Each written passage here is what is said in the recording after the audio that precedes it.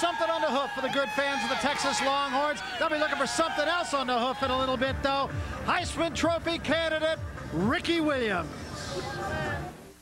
For many years, but this was always kind of a laugher for the Texas Longhorns. They could not play very well and still chalk up a W, but in recent years, the Owls have jumped up and reared their ugly heads. Yeah, this is no longer a David and Goliath game. The big-time opponents for Rice now understand if you go in and you don't play with intensity, the Rice Owls will lay a loss on you. And there's no secret what Rice has to do today. They have got to stop Ricky Williams. Well, that's easier said than done. Williams didn't have a very good game against Kansas State. They smothered him last week, but back-to-back bad games, that doesn't happen for Ricky.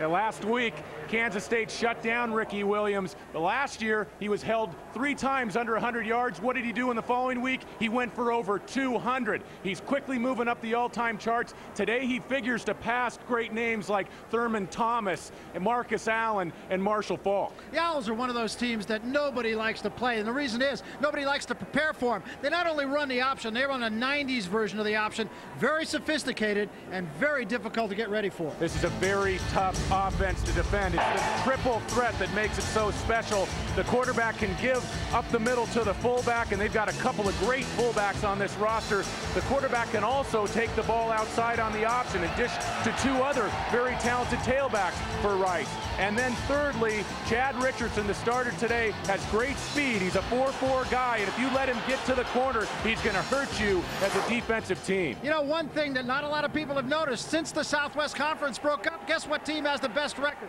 The Rice Owls. Back-to-back 7-4 seasons, and they're looking for more. What they better be looking at today, though, is over their shoulder, because something might be gaining on them. That something is Texas Longhorn running back Ricky Williams.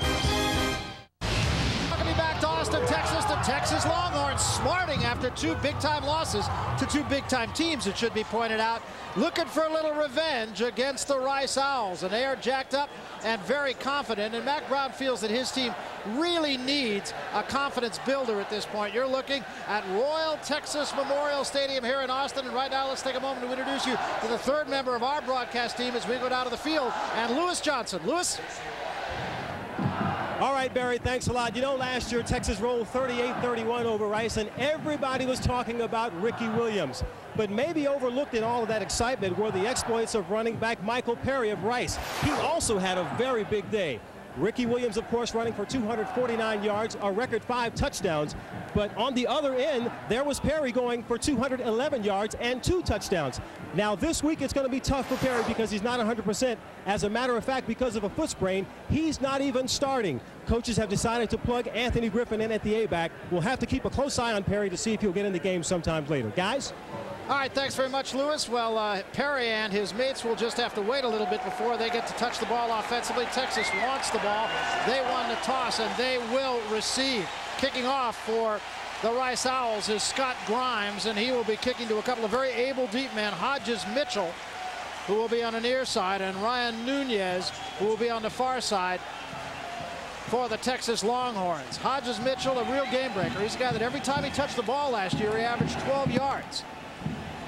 Doesn't get a lot of chances to carry the ball from the line of scrimmage because he is the backup to Ricky Williams. Williams, a guy who just doesn't want any time off, but he's a real threat in situations like this. Time of possession, both coaches agree, will be one of the most crucial statistics in this game.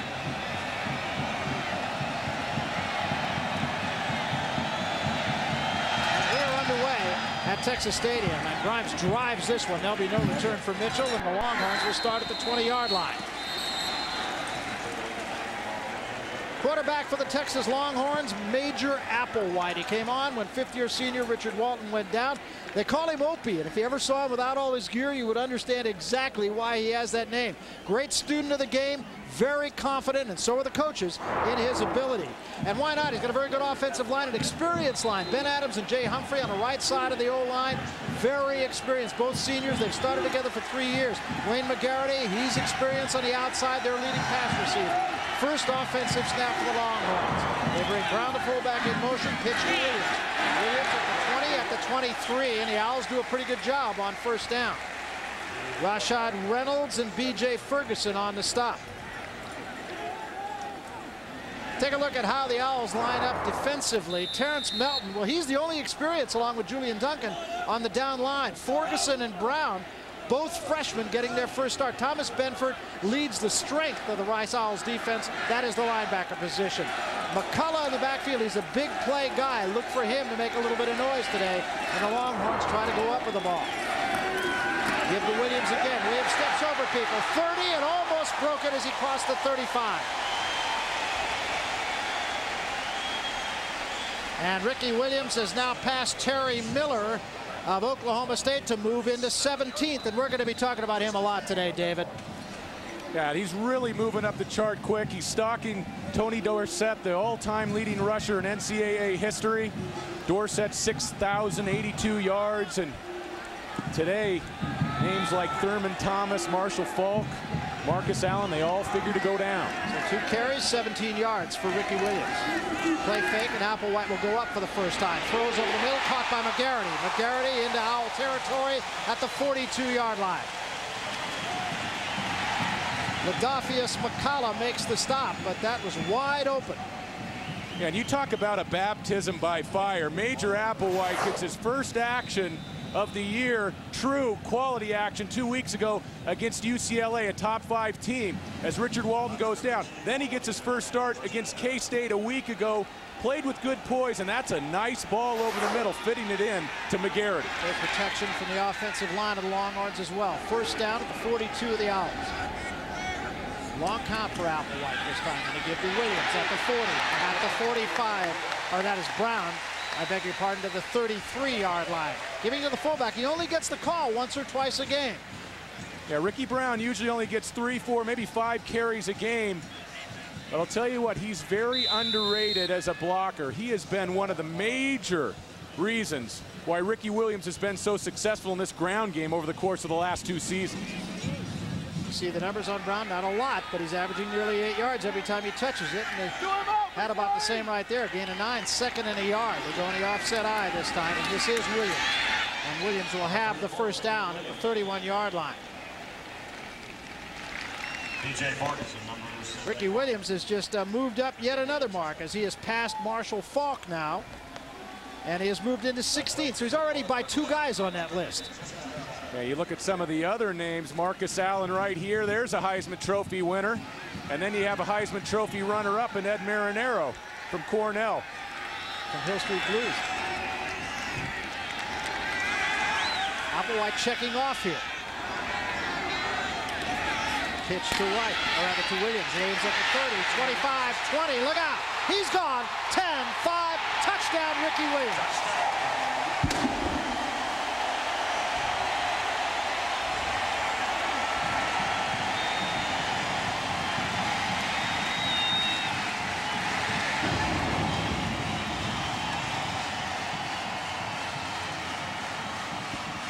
Well, Ricky Williams has just taken it in from 22 yards out. 4 carries, 50 yards for Ricky Williams, and he has just moved up past yet another member of that all-time rushing list, Thurman Thomas. He is now into 15th as Ricky Williams, and that one was sweet for him. Stockton to try the point. Up and good, and a perfect start for the Texas Longhorns.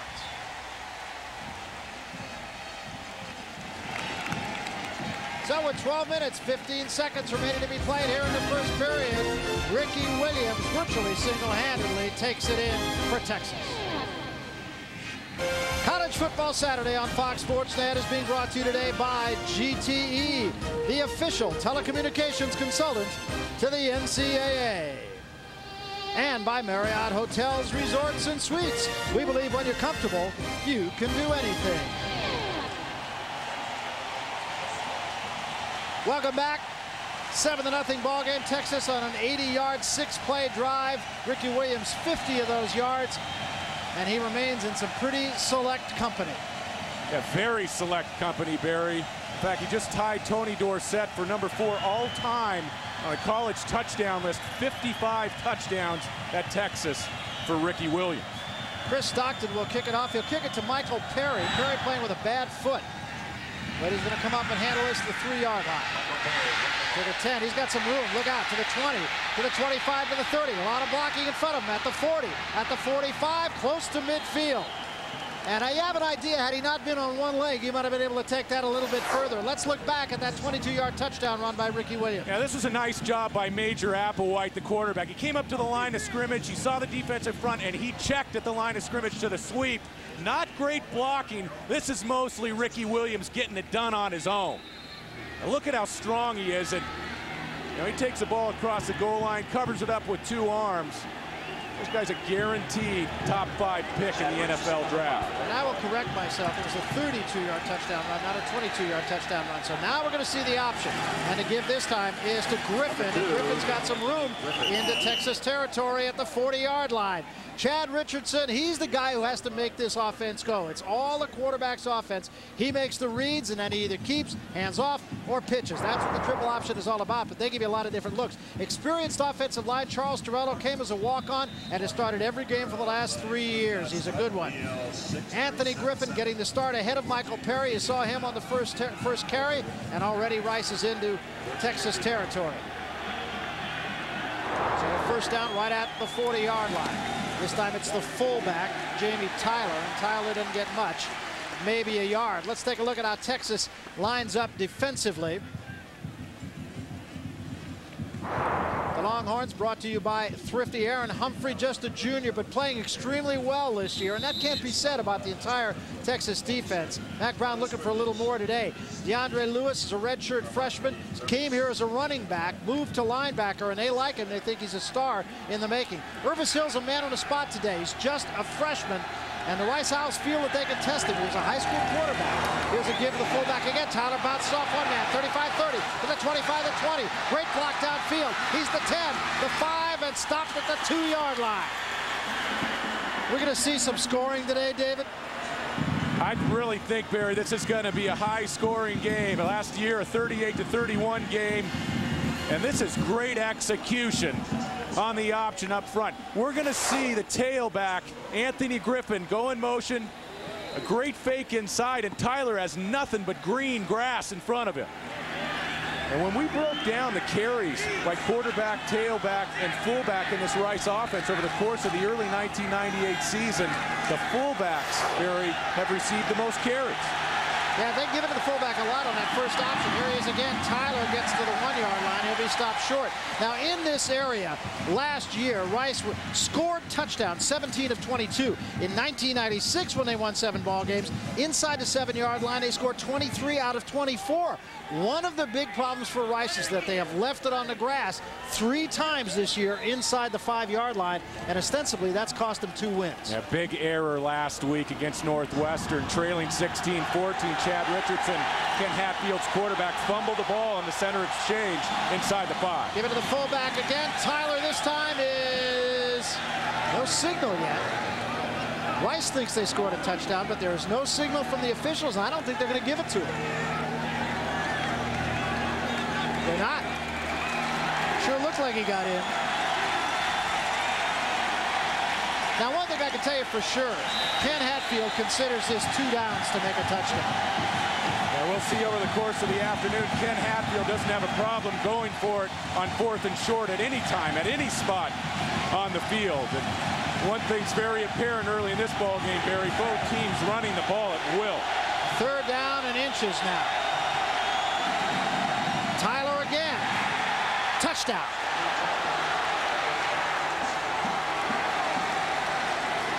Well, it was the fullback who was the workhorse once again.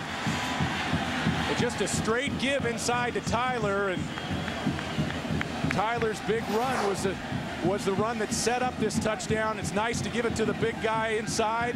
Look at that drive, that extra effort. And the linesman's going to go ahead and give him credit for 6. So just like that, the Rice Owls will try to tie this game at 7. Scott Grimes,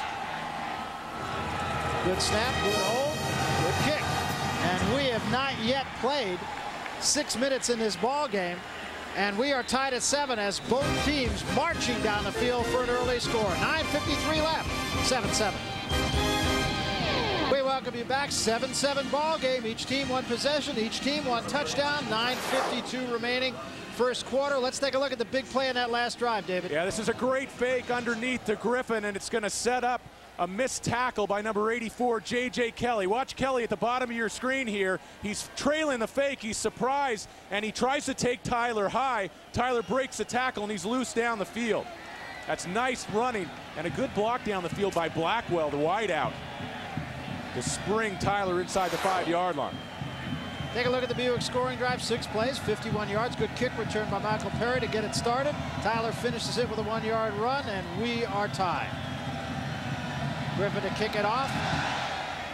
And again, there'll be no return as Hodges-Mitchell just watches this one go out of the end zone. That's a good, strong lead because there is no appreciable wind right at the moment. So the Longhorns start at the 20-yard line, and this may all come down to who's going to be able to stop the other guys. Major Applewhite threw it once, completed it to Wayne McGarity. Other than that, there was 1 carry by Ricky Brown, and the rest of the work was done by Ricky Williams. 4 carries, 50 yards, including a 32-yard touchdown run. Yeah, and one of the major pluses for Major Applewhite, a major advantage coming in to today's game. He's not going up against a top 5 opponent, and at will he can turn and give it to the best back in college football. Slot left. They do like to throw the ball on first down. Let's see if they do or not. They give it to Williams. And Williams straight ahead, breaks it, gets the 30 to the 32-yard line. Right now for a Dr. Pepper game break, let's go to our College Football Saturday studio. Boy, they could not have drawn it up any better, could they? You got the home run race going on. McGuire hits one today. The wild card berth in the National League is still up for grabs on the last day of the season. I'll tell you, Barry, the home run race combined with this wild card situation the last couple of years, it's really saved baseball. And who would have thought the Giants would jump up into the picture this late? I didn't. I live in San Francisco. Ladolphus McCullough is the injured player. There's first-year coach Mack Brown. He knows that this is a work in progress. He really feels a victory would be a big thing today. His players believe in him. Just ask Ricky Williams. Coach Brown came in right away and put his foot down and said, if you don't practice, you're not going to play. So seniors that have been here 4 years, 5 years, and have been starting are now, some of them are on the scout team now because they haven't performed in practice. So coach is just saying, if you don't practice hard, you're not going to play, and that's got a lot of people's attention on this ball club. Yeah, Mack Brown told us yesterday, if we play an older guy who's not hustling, it sets a bad tone. So there are some freshmen out there playing just because Mack Brown feels it's setting the right tone for his team. So far today, they've done very little offensively. That's wrong. Applewhite straight back to pass. Throws a little high and a little hard for Ricky Williams. Applewhite pass intended for Ricky Williams. Well, they call him Opie, and the man he replaced, Walton, they used to call John Boy. We met with his offensive coordinator, Greg Davis, who also handles the quarterbacks at Texas, and he said Major Applewhite shaves once a year on 4th of July. Whether he needs to or not, he said. Second down and 10.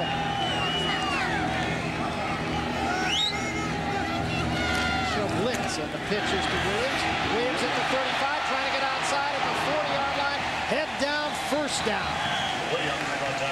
Adrian Sadler makes the stop, but he can really get it going when he gets the outside. A big key to today's game. The defensive ends and outside linebackers for Rice better keep control and keep contain on the edge of the defense, and they're not doing a good job early. If you let Ricky Williams get outside and turn the corner on a defense, if you don't make him cut in the backfield and keep the ball up inside, he's liable to go for 300 on you. Last year, 249 yards against this team. I was just going to say, he wasn't far away last year. He got a great block on that play, incidentally, from Ricky Brown. Really unheralded performer, Ricky Brown. Single setback, just on 3 wideouts. Play fake, and Applewhite will throw. And he throws it. It's incomplete, right in the hands of Kwame Cavill. Right now, let's go to the sidelines. And Lewis Johnson. Lewis, what's the situation with McCullough? Well, Barry, he simply got the wind knocked out of him. Doctors and trainers came over and looked at him, and he shook his head, said, yeah, I'm ready to go back in, took a little water, and he is back out on the field. So nothing major. Barry? All right, thanks very much. Ladolphus McCullough. They call him Sandman. We asked why, and they said, I don't know. Second down and 10. Williams again. Right up the middle, midfield, 45, at the 40, 35-foot race. And knocked out of bounds at the 18 by Adrian Sadler. Is this guy the real deal? Oh, he's for real.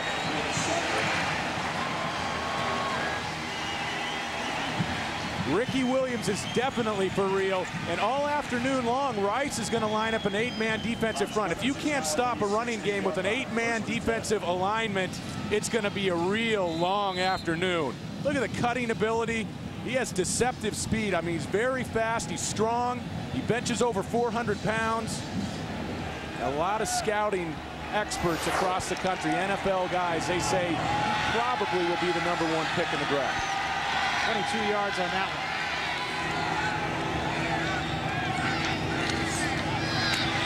White again, slipping tackle, still on his feet at the 5. Touchdown, Texas. What a run. Williams once again.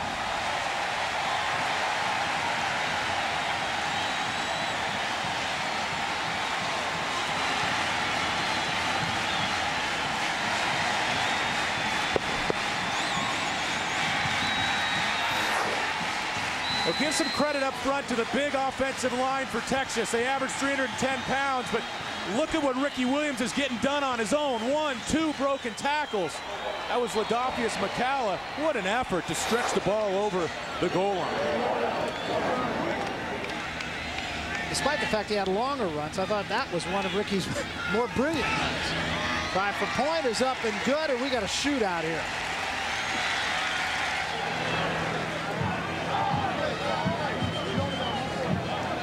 On that, Ricky Williams has gone past Tony Dorsett so far as career touchdowns, tied now with Steve Owens. Marshall Faulk just one ahead of him, and then it's on up to Anthony Thompson in the #1 spot. Yeah, he's 1 touchdown away from moving past another Heisman Trophy winner, Steve Owens of Oklahoma. 8 carries for 130 yards in the first quarter for Ricky Williams.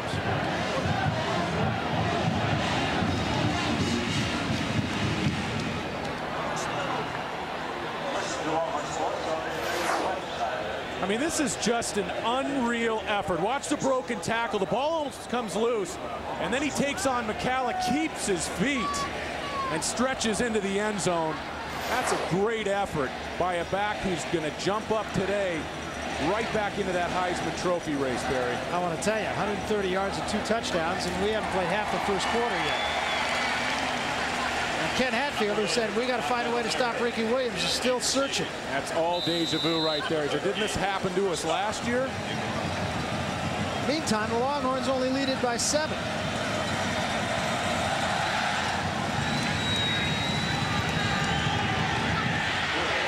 Michael Perry got a little room again, gets the 25-yard line. Fox Sports News Primetime's your source for college football news. Who's making a run for the Heisman? What teams are moving up in the rankings? Which contenders remain undefeated? We got college football covered like nobody else. Fox Sports News Primetime tonight after the games. Well, there's a look at Major Applewhite, and he said, "Yeah, right. Just hand the ball off to Ricky." Okay. I've been pretty impressed by Major Applewhite early in this ball game. He's thrown a couple nice balls, and he has a talented throwing arm. There'll be a lot of pressure on the cornerbacks for Rice in this game. This is the quarterback Richardson on the keep at the 30, 35. Big play, 40, 45 and out of bounds. And he took a real hit. But he bounces right back up. Quentin Jammer with a big hit, but not before a gain of 25. Or 20, make it 20 yards. Now, this is such a tough offense to defense. Once again, the fake to Griffin, the fake to the fullback. So much deception. And then Richardson. He's got a lot of speed. If you let him go, he's going to hurt you on the perimeter. Check out Quentin Jammer. Boom. Quentin Jammer coming over from that safety position. He said hello to Richardson in a hurry. That play just froze J.J. Kelly. Look at the numbers. This time it's Griffin. Gets outside. Midfield. Still at his feet. 45-40. To say he stepped out at the 47-yard line. It's going to be about a yard short of the first down.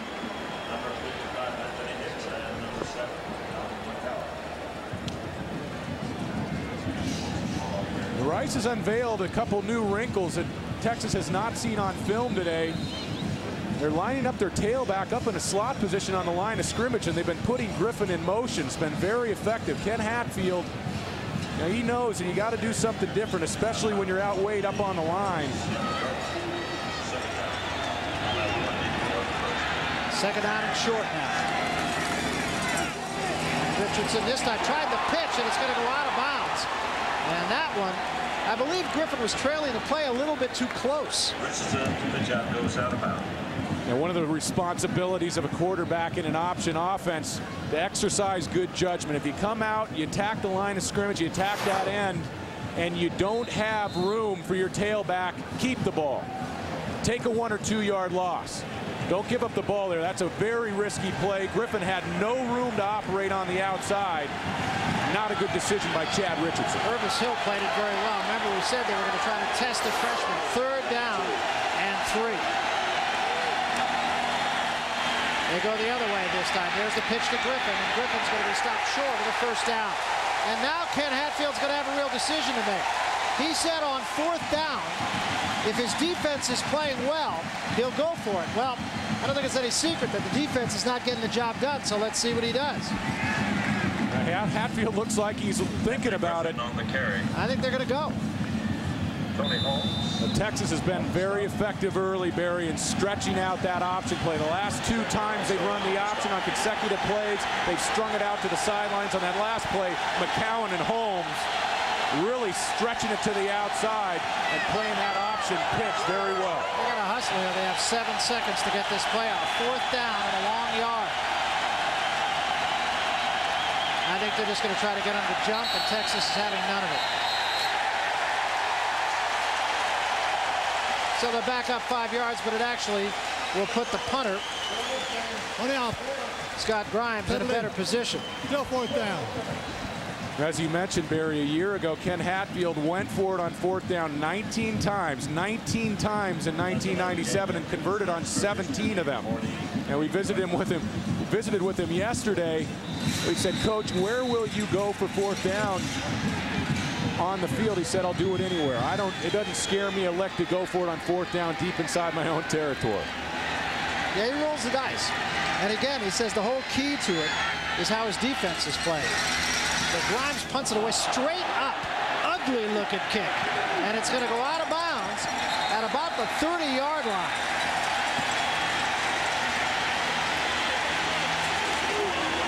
Barry Tompkins with David Norrie and Lewis Johnson. We are here at Texas Stadium, where the Longhorns are leading the Rice Owls by a 14-7 count. 6:54 remaining 1st quarter. Ricky Williams has done it all. 8 carries, 130 yards, 2 touchdowns thus far today, and the Longhorns are going to get it back in a lot better field position than it looked as though they were going to.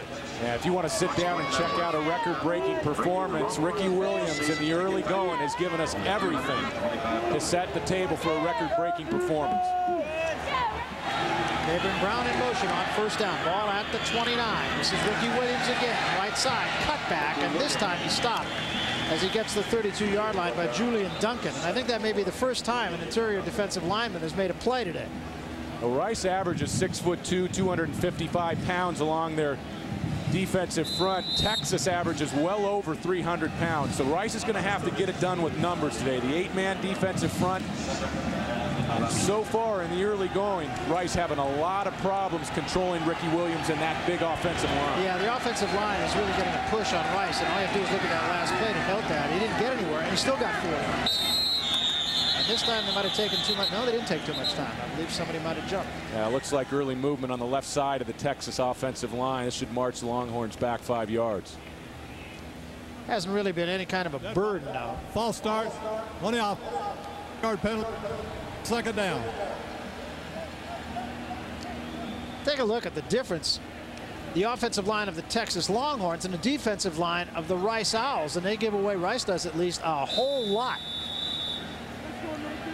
Roger Hinshaw, the defensive coordinator for Rice, didn't seem to be worried about that differential up front. He said, hey, the key is leverage, pad level, and we want to make sure we're making impact in the neutral zone, not on our side of the football. And keep the feet moving. He said that was a key. Here's a little hitch this time to Nunez. Nunez at the 40. He's the 45 and down to the 48-yard line. Londy Smith with a fingernail tackle. For a Dr. Pepper game break right now, let's go back to our College Football Saturday studio. That's the word. That is unbelievable. A great choice of words by Kevin Frazier. 1st down and 10. Here's a pitch to Williams. Williams with a cutback, and this time he's gang tackled as he crosses midfield, gets to the 49-yard line, and that time Rice Owls doing everything right. Dan Dawson, the first man to turn him in. Number 30, Dan Dawson. And as we look at this play again, take a look at the corner staying at home here at the Rice making some early adjustments to stop this running game for Texas. Great play by Dan Dawson on the outside to shut the running game down on that sweep. 2nd down, 7 now. Pitch to Williams again. Williams, midfield, 45, cut back 40 to the 38. 1st down Longhorns. Londy Smith again with what might have been a saving tackle. What a cutback. Well, that's going to be a story this afternoon, Barry. Defensive backs are going to be called upon to make a lot of tackles. We saw Dan Dawson on the sweep to the left side the play before, coming up and making a one-on-one play on Ricky Williams. And once again, Dan Dawson over on the left side coming up with a tackle. I don't think this is so much what the Rice Owls aren't doing defensively. I think it's just more what Ricky Williams is doing offensively. At the 38-yard line, called for 37, 1st down, play fake, Applewhite will throw, has time over the middle, throws to the, I think that pass was going to be intended for the tight end Derek Lewis, but Kwame Cavill was the closest, McGarity was the closest person to it. Let's go to the sidelines now and Lewis Johnson. Lewis? Guys, I've been hanging out down here behind the Rice sideline, and linebacker coach Charlie Rizzo and defensive end coach Bonnie Farrar seem to be in the middle of what seems to be a nightmare trying to contain Ricky Williams. They told their guys, please don't get into a hand game. We need solid tackling from you. They also appeal to their outside personnel to please try to contain Ricky inside. But as we're watching the game, Ricky is able to move the ball inside and outside. It's a really tough game for him. At will. 2nd down and 10. You normally think, well, this is passing down, but chances are, as you see Applewhite check off. And now somebody moved. Duncan came across the line, but the question was, did Chad Irwin move? I believe number 80, Chad Irwin, moved. And take a look at Dunk right here on the lower part of your screen. Jumping early. Texas going to pick up 5 yards. You know, Hatfield on the sideline working with his defensive coordinator. You try to gang up with numbers. You go with the 8-man defensive front. Rice trying to anticipate the snap count. And on the other side of the ball, Major Applewhite, the young quarterback, doing a nice job with his cadence and showing me a lot of poise early in this football game. I'm 0 for 2, I'm guessing. I thought I saw the tight end move. He didn't. Call the foul on Duncan. Williams again. This time they stop him for a loss of a yard. Again, it was Dan Dawson who made the play. So Dawson's made a couple of good plays in a row from the linebacking spot. As this game goes on, Barry, there's going to be a lot of pressure applied to the cornerbacks, Sadler and McCalla for Rice. If you sell out with numbers, if you sell out to stop this Ricky Williams running game, you're going to feel the pressure on the corners. And Major Applewhite, the quarterback, has the ability to throw the ball down the football field. See what the Longhorns are doing. They're averaging nearly 11 yards on every snap.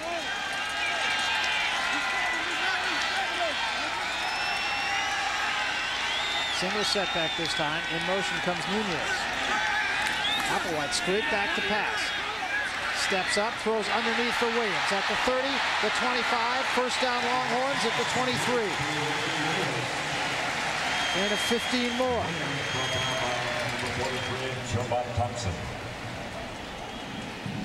Well, this is what quarterbacking is all about. And when you get this from a young quarterback, check out Williams. He's going to slip out of the backfield, but he is not Major Applewhite's first read. Applewhite looking downfield, coming 1-2 choice. He comes down to his 3rd choice, Ricky Williams. That's just a smart play by a young redshirt freshman quarterback to drop the ball off to a talented back like Ricky Williams. Williams comes out of the ball game. He asked to come out of the game. He got up a little slow, not on that play, but the play prior. So he may just need a little blow here. And Hodges Mitchell replaces him. This is the fullback, Brown, and Brown gets to about the 20-yard line. But once again, 3 yards where there's nothing there, and that's credit to the offensive line of the Texas Longhorns.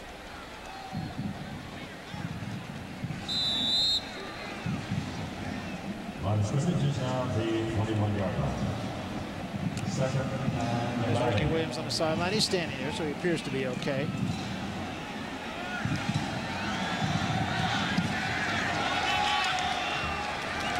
White in the ball game now, to wide receiver spot to the far side. Nunez to the near side. This time it is Mitchell, and Mitchell is stopped as he gets inside the 20 to about the 19. Might have gotten to the 18-yard line. Londy Smith and Dan Dawson make the stop. Here's what the Longhorns have done in the red zone, and what they've done is serious business. 14 touchdowns, and the only time they didn't score, they turned the ball over. That's a very high level of efficiency. The only problem when you let UCLA dump 49 points on you, then the following week 48 by Kansas State, it really doesn't matter how well you're doing inside the red zone. Third down now, and 5. They've been Cavill in motion. Straight back, clear out over the middle, caught by the tight end Derek Lewis, and that is going to be close to a first down. I think they're going to get it. Well, Barry, that's a smart play by Lewis. He's caught a pass in each one of the last 14 games for Texas, and a lot of tight ends would try to make that catch and get the ball upfield and drop that football. Nice play by Lewis to go down to the turf, make sure of the catch, and pick up the first down for Major Applewhite. And Ricky Williams has come back into the ball game. Guess where the ball's going this snap? Probably I've got a pretty good idea. I know you do, and I know you're a student of the game. 70,000 people have probably the same idea. And so do the 11 guys in white shirts out there. And they still may not be able to do anything about it. Ricky Williams, left side. This time he takes it to the outside at the 10, at the 5, down to the 3, and a flag comes in late. Flag thrown by the back judge, and it was thrown way in the Texas backfield. So we'll see what this is all about. Going to be a hold against the Longhorns. That's their first mistake. And a break for Rice. Londy Smith, the safety, came up on that last play and missed the tackle. Once again, Williams springing himself free on the corner. And, you know, Barry, one of the real important things that Rice is going to have to do in this game is they're going to have to shore up their tackling. A lot of sloppy tackling going on in the first quarter today. Well, they always talk about Ricky Williams and the yards that he makes after first contact, and that just lends to what you were just speaking of. You got to be sure the first time you get your hands on him, you've got to bring him down because he's gone after that. The tough aspect about it looks like almost every play it's a cornerback or a safety that's being forced to make a man-on-man play out in the secondary on Ricky Williams. Applewhite checking off again. He's going to go up. Rolls to his right. Now he throws underneath for Nunez and makes the catch to the 19-yard line and gets to about the 17. Ricky Williams makes the stop. Ricky Williams makes the stop. My ace spotter is telling me that Ricky Williams made the block, not the stop.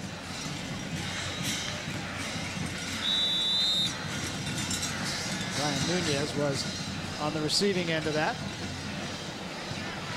And with that, the first quarter will come to an end, and it's been quite a first quarter for Ricky Williams and the Texas Longhorns. Williams 13 carries, 147 yards and 2 touchdowns. That was looking Opie.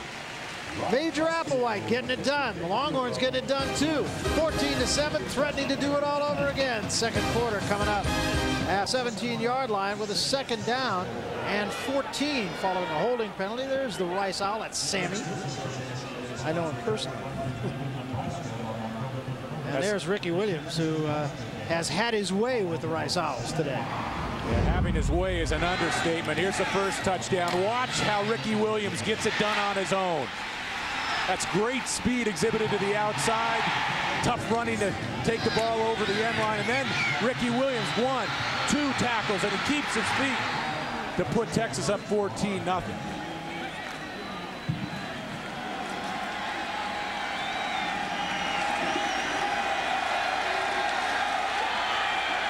So the first play of the second quarter. Split backs this time, straight back. Applewhite will throw, has time, throws for the end zone. Contact's made. It's going to be interference against the Rice Owls. And that's going to give the Longhorns a first down. I'm certain that will be against Rice. Now this is going to be pass interference on Sadler, and it's a very nice ball that Major Applewhite lays out on the post route. Such a good ball that Sadler really had nothing else to do except pull Cavill down. Applewhite setting up in the pocket. Nice touch. Pass a little welcome from behind at the end of that play. Bill, spot foul. on first down. Sadler never got his eyes back to the quarterback. If you can't get your eyes back to the quarterback as a corner defensively, you're going to have a long afternoon.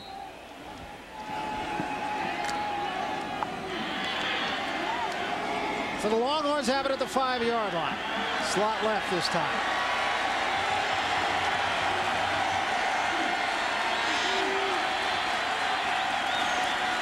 Ricky Williams to the 3.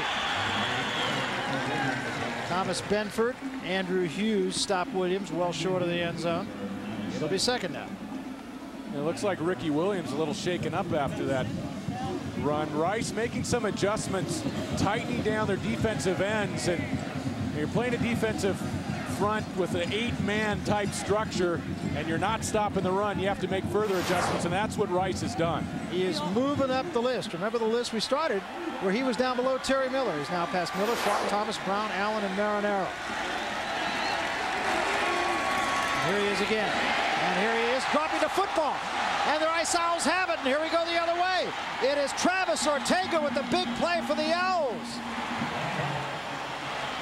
And there's one that Ricky Williams would just as soon forget about.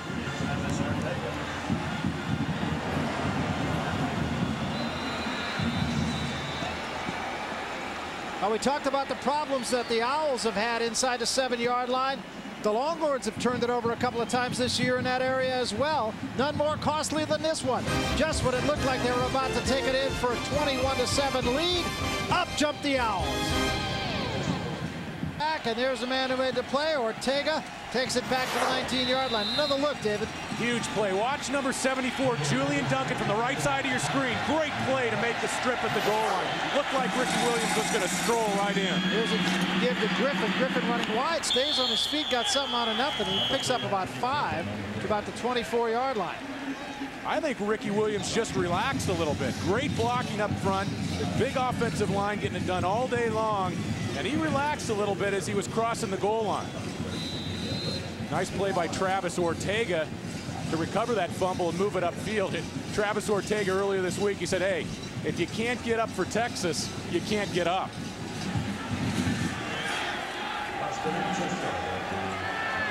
So it'll be second down and 5 now as the Owls go on the offense. And this time nothing doing, about a yard on the keep by Chad Richardson. Casey Hampton turned him in. Well, a Big 12 showdown. Darrell Bush leading Baylor against number 15 Colorado. That's coming up next. Check your local listings for the game in your area. Barry, that game could be a little bit tighter than most folks think. Remember, Baylor knocked off North Carolina State just a week after the Wolfpack took down Florida State. Third down, about 2.5. A little bit of confusion here as the Owls break the huddle. And they're going to go up. And they're not going anywhere. Chad Richardson knocked back at the 20-yard line. That was a straight drop back. They don't do that hardly ever. Aaron Humphrey was the man who made the play. Now, Rice is just not getting it done blocking. They're not opening up holes inside for the fullback. Now let's take a look here. Watch the stunt from the inside. Watch the middle of the Texas line and the stunning that's going on, creating big problems inside. Aaron Humphrey, number 49, getting to Chad Richardson. A couple weeks ago, he was in the backfield all day long at UCLA. Gave Cade McNown a tough time. Unfortunately, did not get a lot of help from his Longhorn teammates. Scott Grimes going to need a little bit more than he got last time. Just a 23-yarder. This one a twisting kick that Hodges Mitchell will handle at the 41, and they didn't give him enough. And that's going to go against the Owls. Josh McMillan was right in the face of Hodges Mitchell. Got to give him 2 yards.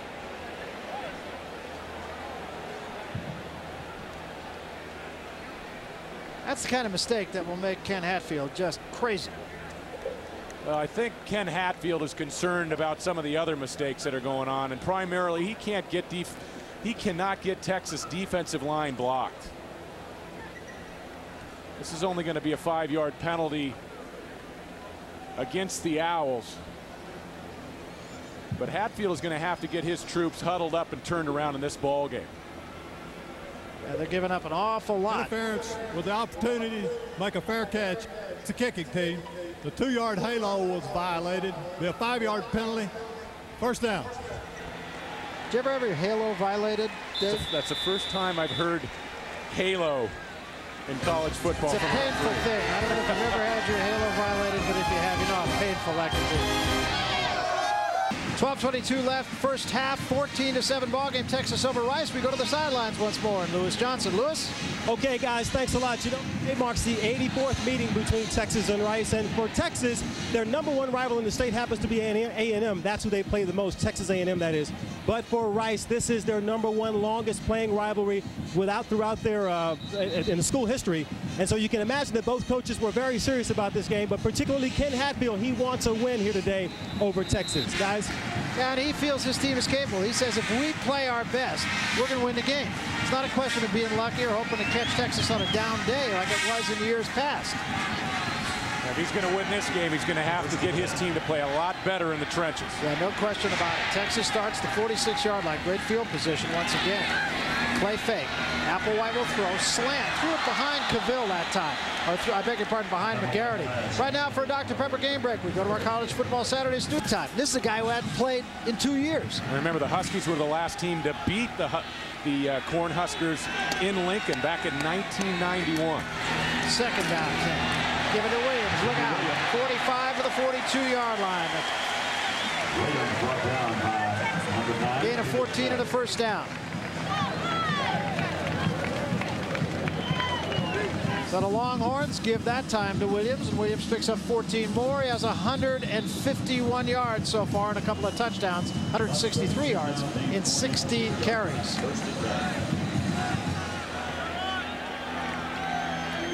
So the Longhorns will go out of the I formation this time. First down to the 42-yard line. Applewhite, long count.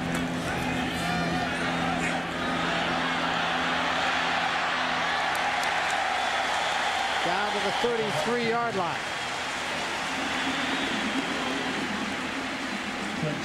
Larry Tompkins, David Norrie, Lewis Johnson, and that guy. Do we know him? Did we see him last night? I'll tell you what, Major Applewhite is doing a very nice job in this ball game in the first half with his decision making. On that last play, being very decisive about pulling the football down. He checked a couple choices down the field, pulled the ball down. Now he's looking at a 2nd and short.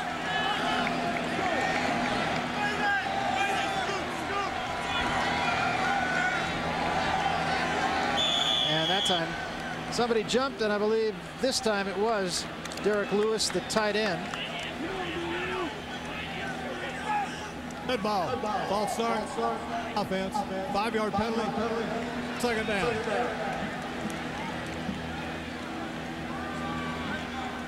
So the Longhorns will back up, but hasn't really bothered them so far.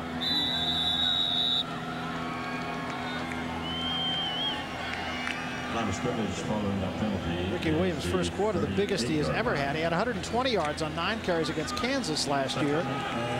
This one, better than that by 31 yards. He's got 163 so far. Second down. Pitch to Williams. And flags fall before the play gets started, and I think Longhorns are going backward again.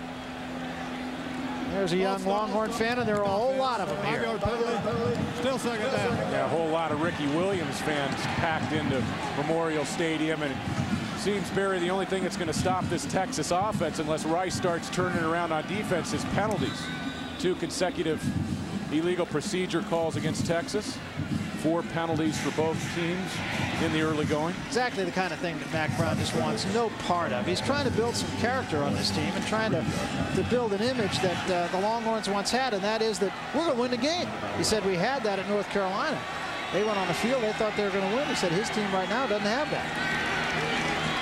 Applewhite straight back with time. Clear out this time for Williams underneath. Williams is missed by the first man. Gets close to a first down, but it's going to be about a yard short. Well, it's hardcore football on Fox Sports Net. Ronnie Lott, Bill Moss, Ron Pitts bringing you Turf Talk for the toughest guys in the NFL. Hardcore X's and O's, hardcore blood, sweat, and tears. Hardcore football for the hardcore fan. Hardcore football, Tuesday at 8 on Fox Sports Net. It hurts every time I do that. It's not easy to read. Yeah, it hurts for some of the quarterbacks in the NFL this year. How about all the injuries across the league?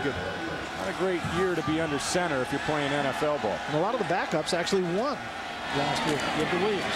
And Williams will have the first down at the 30-yard line. Again, that's credit to the offensive line. There's nothing doing there, and Williams still manages to get 3 or 4. Now, you have to give a lot of credit to the offensive line, but give some credit to Major Applewhite on the second down play after the 2 consecutive illegal procedure calls. He drops the ball underneath the Ricky Williams. That's a very smart play. If Ricky Williams is running hot, 151 yards rushing in the first quarter, why not drop the ball down underneath to him in the passing game?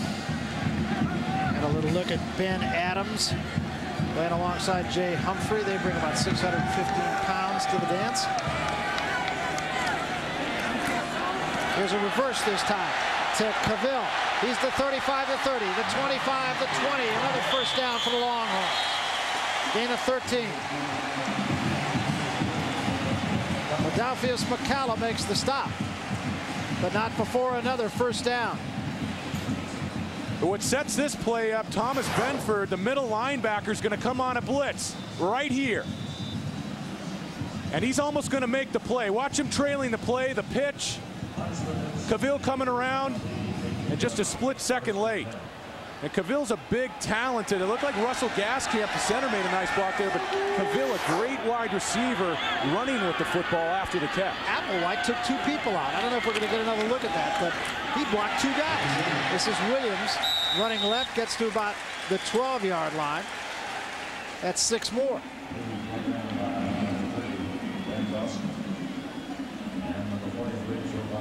Applewhite has a great luxury as a freshman quarterback. He can turn, he can give the ball to Ricky Williams, and he's got some talent on the outside. We mentioned Cavill and his running ability.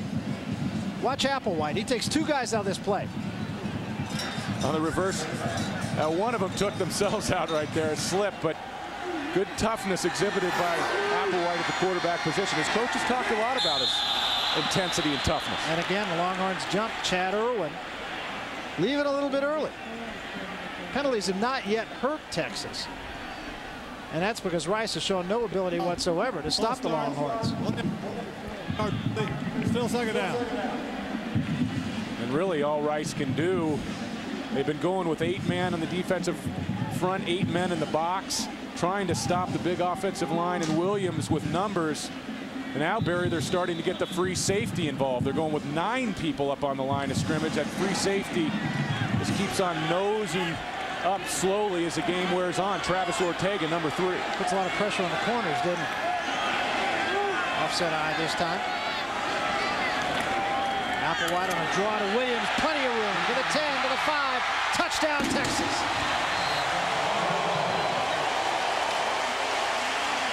$18 yards on the touchdown. And he's now moved up to Ty Marshall Faulk for number 2 all-time in rushing touchdowns. His 3rd of the day.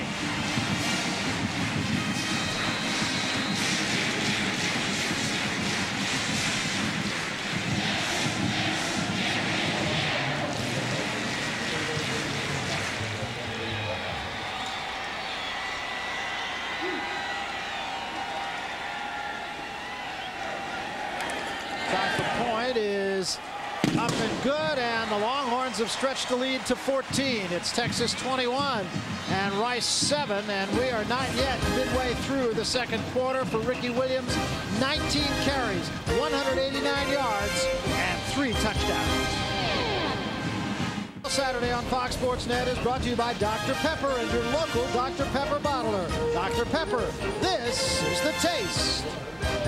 And by GTE, the official telecommunications consultant to the NCAA. Visa and MasterCard are accepted. So Chris Stockton will kick it off to the Rice Owls. We're going to have to start to generate something offensively because they've been absolutely unable to stop Ricky Williams and the Texas Longhorns on the other end. And Perry will get no chance to return this. The Owls will start at the 20. You know, Barry, when a team goes 8 in the box against you, you can formation. Look at the 2 receivers to the bottom of the screen. Texas is going to go ahead, and they're going to spread out Rice. 1, 2, 3, 4 men outside of the box. And it leaves smooth sailing right down the middle of the field for Ricky Williams. Now, this is just a walk in the park. Hebert, McCalla. Impossible for a cornerback to take down Ricky Williams in the open field. It's been impossible for anybody to take down Ricky Williams today. Buick scoring drive, 8 plays, 54 yards. Williams on a 17-yard touchdown run. Michael Perry is in the ball game now for the first time today. There's a pitch this time to Leshburg, and Leshburg will get about 6. It's about the 26, might have gotten to the 27-yard line. That's the third option in the triple option.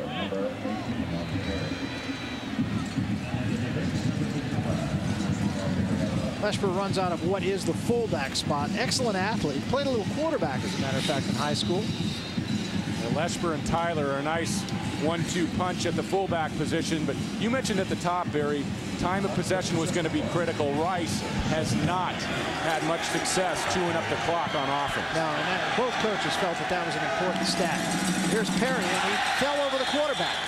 Chad Richardson, as he backed out of there, just kind of caught Perry with a knee.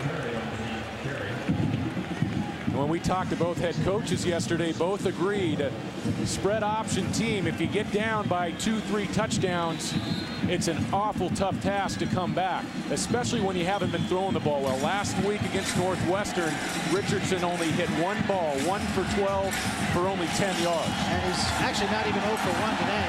Officially hasn't had a pass. He tried to pass once and got sacked. Now he's looking at a 3rd and 7. He will go up. Got a little time this time. Throws and threw it wide of the intended receiver, Clint Leshburg. Check it was Gilbert Okoronkwo. And so Rice going to have to give it right back to the Longhorns. Nervous Hill getting his first start as a true freshman on the outside at cornerback. Nice play. Just sticking with the man outside, not going for the sell on the option fake. This has been a very good game so far for the Texas defense, up front and in the secondary. Hodges Mitchell is the deep man, and he can scoot.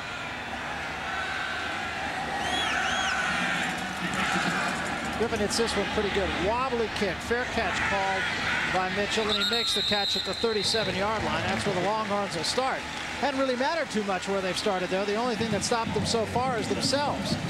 So it's 6 minutes and 41 seconds remaining to be played in the first half. The Texas Longhorns lead the Rice Owls 21-7. This has been bubblicious. He's a story. I'll tell you that. He's a story on a day that, as you mentioned, you got a whole lot of stories to tell. Not a long enough halftime for you today, Craig. So the Longhorns start again. Ricky Williams.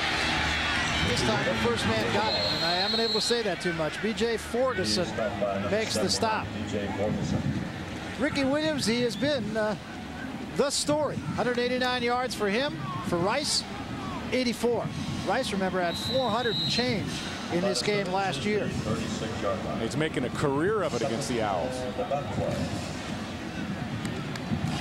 3 first half touchdowns. Still got 6 minutes and 10 seconds to play. Second down, 12.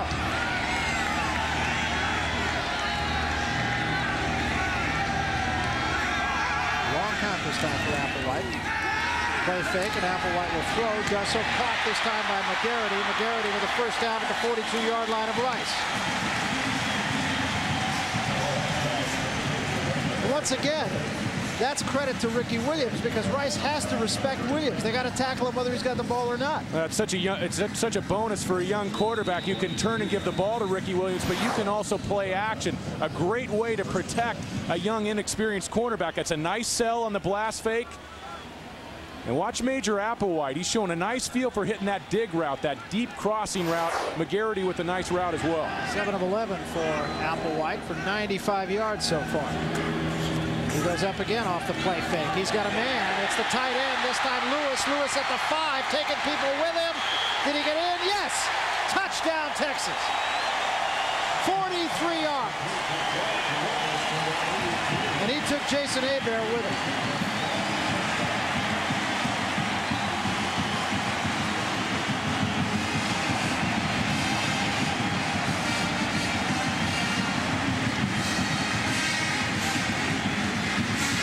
Almost a repeat of the 61-yard pass that Derek Lewis caught to beat Nebraska in the Big 12 championship game a couple of years ago.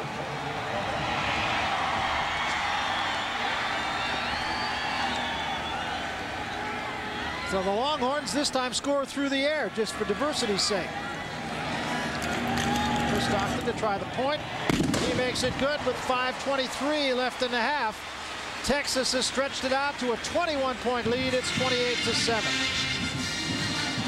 Well, Texas coaches have been talking up Lewis as a tight end. They say he can play at the next level. He's going to run right down the middle, the seam route. That's a beautiful ball from Applewhite and a great job of running after the catch. And the coaches were talking about Lewis. All Lewis has seen in the opening 3 games is man-to-man coverage. He's seeing some more man-to-man coverage in this game, and watch the reaction of Major Applewhite. 2 great throws on consecutive plays for the Longhorn. Boy, there's a confidence builder for a young quarterback. Came out of the state of Alabama, wanted all his life to go to Bama. They didn't recruit him. Are they regretting it now? Matter of fact, he was named Major after Major Ogilvie, one of the great players at Alabama. But interestingly enough, he was named Major before Major actually went to Alabama. It was when they were recruiting him. That's interesting. And college football aficionados, we take a look at the scoring drive. Aficionados of college football will look back in the mid-70s and remember Major Ogilvie, the tailback at Alabama, and some of those great matchups between the Crimson Tide and USC. High towering kick. Perry will not try this from 8 yards deep.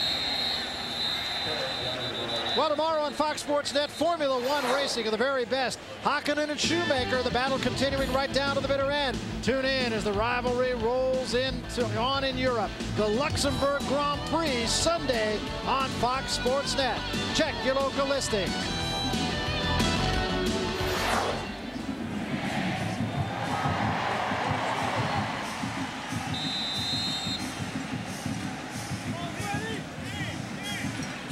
Major Applewhite, happy guy, 42-yard pass and a score, and his team doing everything right. Yeah, it's a tough situation for Applewhite. A couple weeks ago, Richard Walton, everybody expected the 5th-year senior Walton to be the guy to take Texas down the road this year, and tough situation to go into a game on the road against UCLA. And this time it is Tyler, the ball carrier. He's stopped after a gain of just a couple, and the Rice Owls right at the moment dead in the water on both sides of the ball.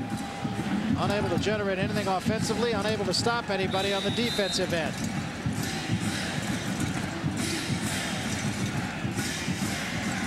Want to recognize our GTE Academic All-American. He is Dusty Renfro. Look at this, 3.7 GPA at a 4-point actually his first year at the University of Texas. Ferocious football player and equally adept in the classroom. This time they'll go up. Richardson throwing deep. A lot of contact going on there, but no flag. Might have made a case for a grab on Tony Holmes, but Jason Blackwell unable to catch up with it.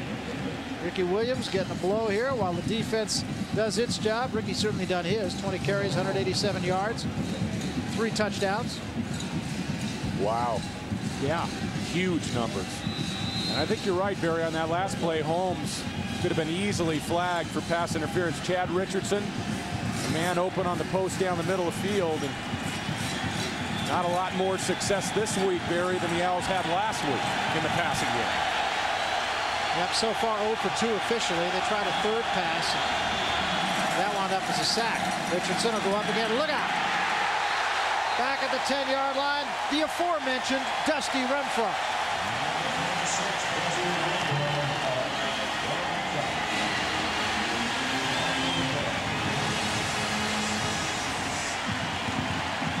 We were talking to defensive coordinator Carl Reese yesterday. Look at this stun here in the middle of the line.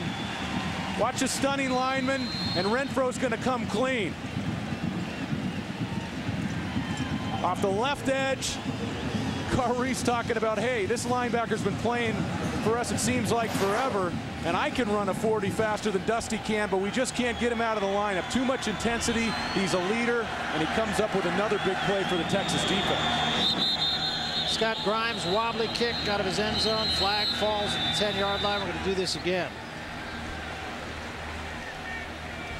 Dead ball. False start on the kicking team. 5-yard penalty. Still 4th down. Well, the Owls, in addition to not being able to make a play, are self-destructing.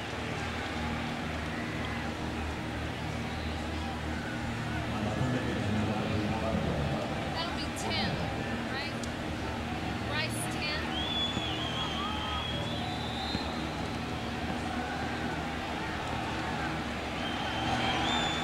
So you can see how far deep in his own end zone he's going to have to get it out of there, and he does. He roots a short kick out of there. Fair catch to 37, close to 38-yard line. Well, a reminder that coming up at halftime, Kevin Frazier and Kellen Winslow back in the studio. We'll talk about number 9 Washington going into Lincoln to play number 2 Nebraska. We all thought that was going to be a close game. Wrong. Nebraska just walking up one side of the Dogs and down the other. Long trip back to Seattle, I promise you that. Well, that can happen in Lincoln, Nebraska. Things can snowball on you in a hurry. That's Nebraska football. Washington found themselves down 14-0 in a hurry in that game with more than 12 minutes to go in the first quarter, and it got worse from there. That's all on the Marriott halftime report. Kevin and Kelly. The Longhorns in business again. The 37-yard line, just short of the 37-yard line. Applewhite will go up, straight back. Looking deep once again. He's got a man. It's McGarity for the touchdown. 38 yards. 80 yards on 2 big plays.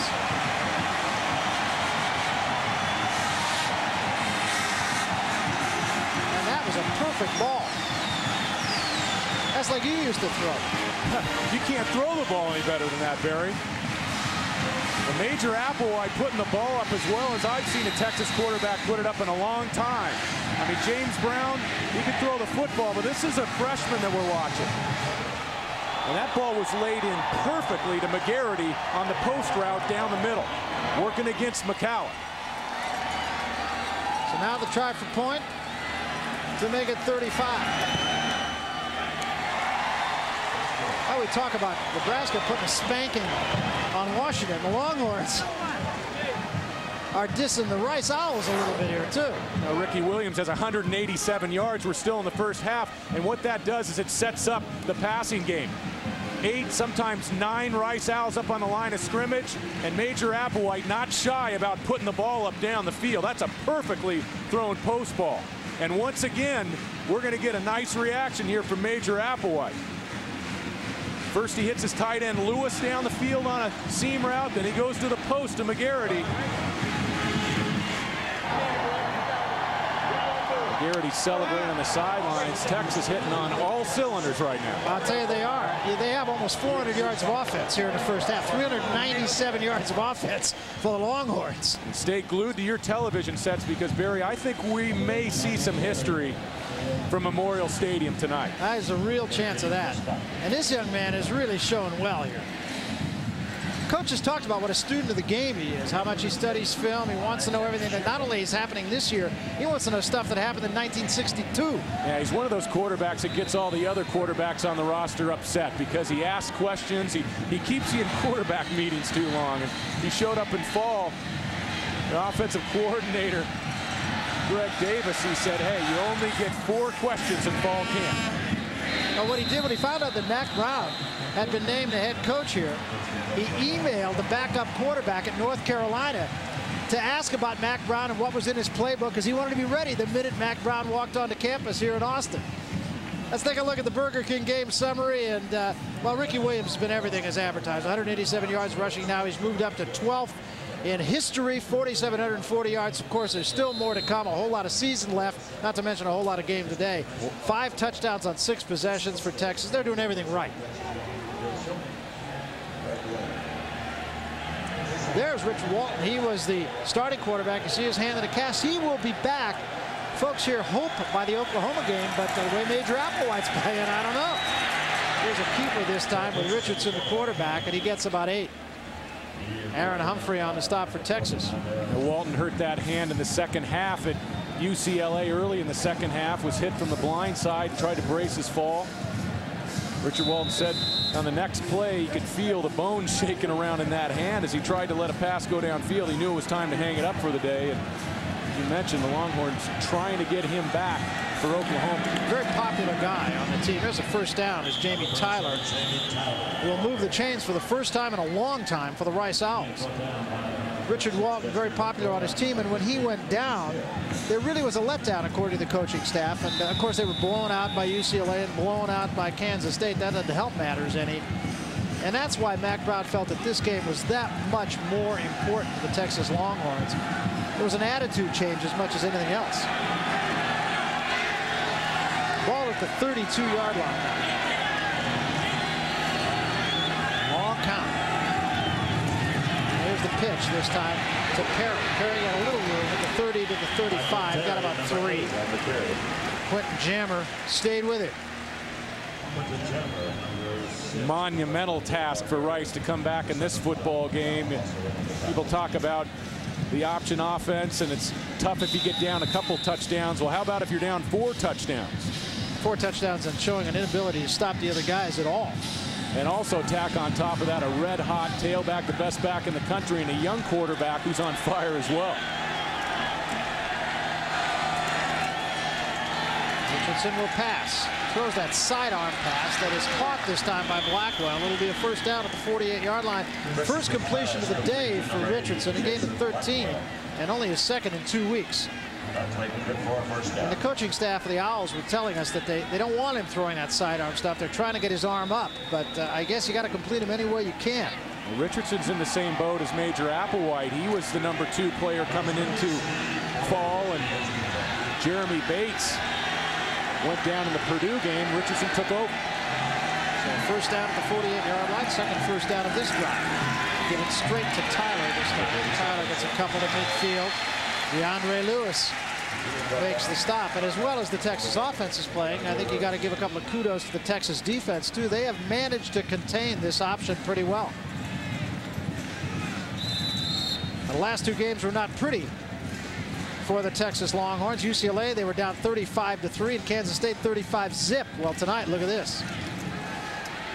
Although it must be said, with due respects to Rice, this is not either UCLA or Kansas State. Play fake, Richardson throws it up for grabs, and Blackwell just comes back and makes a jump ball catch out of it. What was that? They'll take it. I'll tell you what, it was a pretty play by Blackwell, though. And Blackwell, they talk about Blackwell being the loneliest player on this Rice offensive team. Now, last year, Chad Nelson, who was a prolific quarterback for Rice running the option, couldn't throw the ball nearly as well as Chad Richardson. And during practice, the wide receivers for Rice, they turned their jerseys inside out to protest the passing game. Richardson took a good shot from DeAndre Lewis before he completed that pass. Here's that inside sweep. They call it the jet sweep to Anthony Griffin, but this time the Jets are grounded. Reminder that coming up at halftime, of course, on the Marriott Halftime Report. Kevin Frazier, Kellen Winslow bring you up to date on a really busy day in sports, not only on the football field, but of course on the baseball diamond as well. The season's going to go right down to the final, and maybe even more. We got a timeout called by the Rice Owls with 32 seconds left. And again, this is a team that is not able to use the clock real well because they don't throw the ball real well. Well, we've been talking about the performance of Ricky Williams and all the things he's done today, and maybe his Heisman hopes took a little bit of a shot last week when Kansas State contained him pretty well. Maybe they're back now. Generally speaking, a lot of people, Mack Brown included, feels there's just too much talk about the Heisman too soon. Last year, nobody even talked about Charles Woodson at this time. His team wins a national championship, and all of a sudden he gets the trophy. So we've told our football team and our coaches that that pressure is not on Ricky. He's proven himself to be the best running back in the country and maybe the best player in the country. But without support from all of us, he can't get that award. You know, the other thing that Mack Brown was talking to us about, too, is he said, and this was not a knock on Kansas State, but he was talking about Kansas State and some of the other teams' schedules and playing the Northeast Louisianas of the world. And Texas, of course, has played UCLA and Kansas State. He said, you know, we could be 3-0 or 4-0 and be ranked 15, and then this game looks pretty darn good. Yeah, and the Heisman voters, they remember the games that are played in October and November, so it's good to get UCLA and Kansas State out of your system early. Richardson will go up, in trouble, throws, and a great catch by Blackwell. Blackwell's at the 10, at the 5, down to the 3-yard line. With 24 seconds left, 29-yard gain. Blackwell with a brilliant catch. Anthony Hicks finally runs him down, and he's well defended. Great stuff. And this is the type of stuff that gets me excited about college football. Rice down 35-7. Blackwell making great plays on the outside. And this time they just throw it down and stop the clock with 19 seconds left. Blackwell's made 3 circus grabs on this drive for Rice. Let's take another look at that play.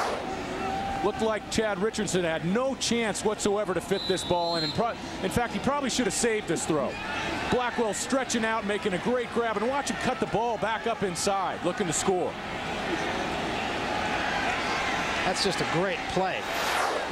Rice threw the ball into the ground. They have 2 timeouts. I'm kind of surprised they didn't take a timeout there instead of just burning it down. 19 seconds to go. You're inside the 5. You're trying to get things settled. Richardson throws a little fade, although it didn't fade much, and we get a flag.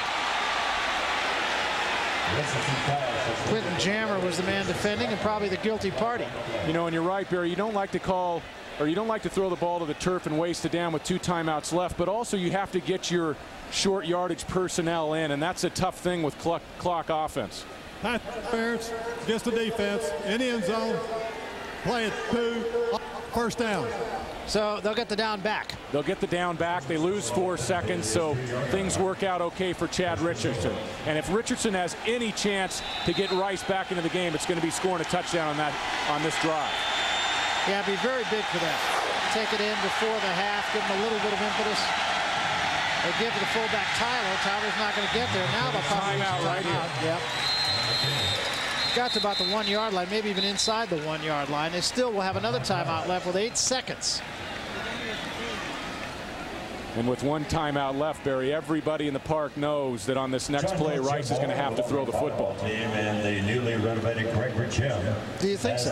Absolutely. I don't. Is this our first fight? Marriott Halftime Report. Kevin Frazier and Cullen Winslow in the studio. We'll talk about Washington, Nebraska. It was a mercy killing. Highlights and scores from around the football world and, of course, around the baseball world. There's a whole lot for those guys to talk about at halftime. What a big day in sports.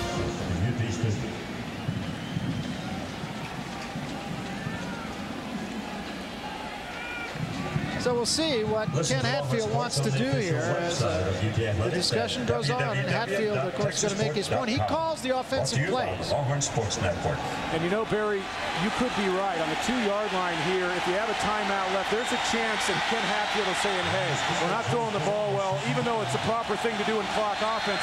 Running is our specialty, so why not keep it on the ground? Well, I got 8 seconds. Now we got a timeout called by Texas. How about Texas? So everybody's going to make sure they got the right bodies in the ball game. Yeah, down here, conceivably with a timeout left, 8 ticks, you could run a play, and I mean run a play, and still have enough to call another timeout and leave yourself a second or 2.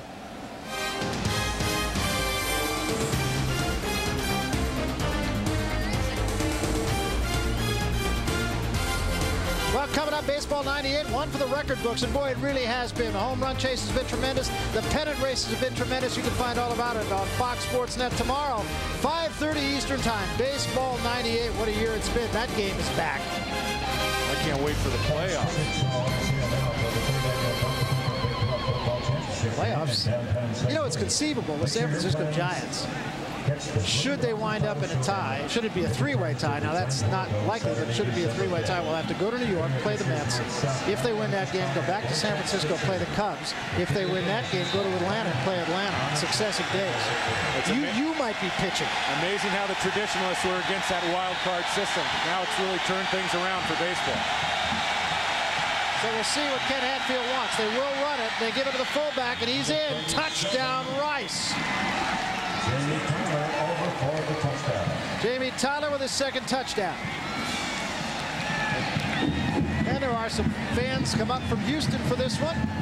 They're tucked away in a corner, I'll tell you that. And Hatfield does choose to keep the ball on the ground. Tyler really the only back for Rice, having success in the first half, and with a successful extra point here, Rice going to cut the lead to 35-14. Ken Hatfield and his Rice Owls still in this football game.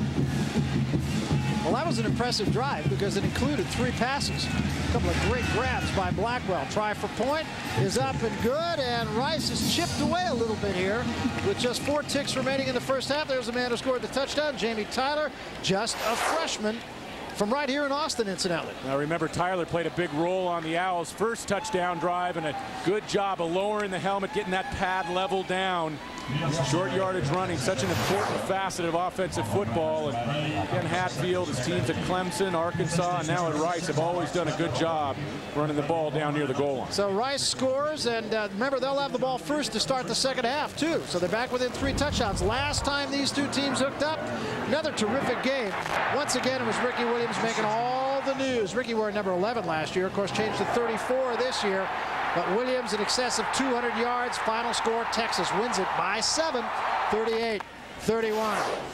You know, Barry, everybody talks about Ricky Williams rushing for 249 yards in that game. Ken Hatfield's Rice team outrushed Texas last year by 140 yards. Hasn't been the same story today, however. No, Michael Perry with a big game last year, too. Had a big game in 1995 against the Texas Longhorns. 96, he didn't do much. I think they really missed Perry tonight with that sprained right foot. Played a little bit, but not a lot. Line drive kick, that's the right thing to do. It is going to be picked up by Mitchell at the 5-yard line. That's the 10, gets the 20. He's got some room, 25-30, look out. He's the 35, the 40. A flag is down as Mitchell gets to midfield. And with that, the first half comes to an end, but there is a penalty flag down. It's going to be against Texas, I'm quite sure.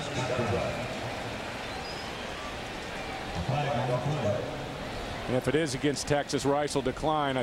Hatfield happy to get into the locker room. He'll decline this penalty and don't want to risk a run back by running another play. And that's exactly what happens. And Ken Hatfield will say, I'm going to take that last touchdown. I'm going to take a 21-point deficit. And I'm going to get out of Dodge. So the first half comes to an end, and it is a brilliantly played first half for the Texas Longhorns, but the Rice Owls score last. We go now down to the field. Lewis Johnson with Mack Brown. Lewis? Okay, thanks, Coach. You talked a lot this week about consistency, both on offense and defense. Offense is doing well, but consistency on defense seems to be sputtering a bit. What are your thoughts? I think we played great on defense. We had the best defense we've had all year except for the last drive. And we're really disappointed to give them a couple of plays in the passing game. They get the ball the second half. We're still in a fight here. Offensively, we had a couple of penalties we didn't need, but this one's far from over. We haven't played a full game yet, so it's important for us to play a full game tonight. Okay, Coach, thanks. We'll see you in the second half. Thank you. And our score at halftime here, Texas 35, Rice 14. Now let's go to Kevin Frazier and our Marriott halftime report. Kevin. Welcome back to Royal Texas Memorial Stadium in Austin, where the Texas Longhorns running away and hiding from the Rice Owls, but the Owls did score last. Biggest problem for them, though, David, how are you going to stop Ricky Williams? They weren't able to do it at all in the first half. Williams was sensational. 20 carries, 187 yards, 3 touchdowns. Let's look at the touchdowns and the qualities that make Ricky Williams such a great back. Burst of speed, a burst there to get into the secondary, another burst of speed to turn the corner, and he puts the Longhorns up 7-0. Now we get a look at Ricky Williams' power. He breaks 1, 2 tackles and great balance to keep the ball alive and into the end zone. The third touchdown, Williams, his great vision and his elusiveness, just sidestepping 2 safeties for Rice. Big half, and I think he has a big half ahead of him as well, Barry. I think so, too. Rice is going to get the ball first, though, and I think it's going to be imperative for them to get something out of this. They had a good drive to end the first half. I think this drive to start the second half, very important for both teams. Texas wants to swing the momentum back in its way, and Rice, of course, has to get on the board because it's just a team that does not come back from 4 touchdowns down. But they scored at the end of the first half, and they get the ball first to start the second half. Michael Perry, the deep man. Perry runs up, takes this to the 2-yard line. Gets back to 10. A little bit of room. Running laterally. 15-20. At the 25. Still on his feet at the 30 to the 33-yard line. Excellent return by Michael Perry. Run out of bounds by Jeremy Jones. Jeremy Jones, number 19.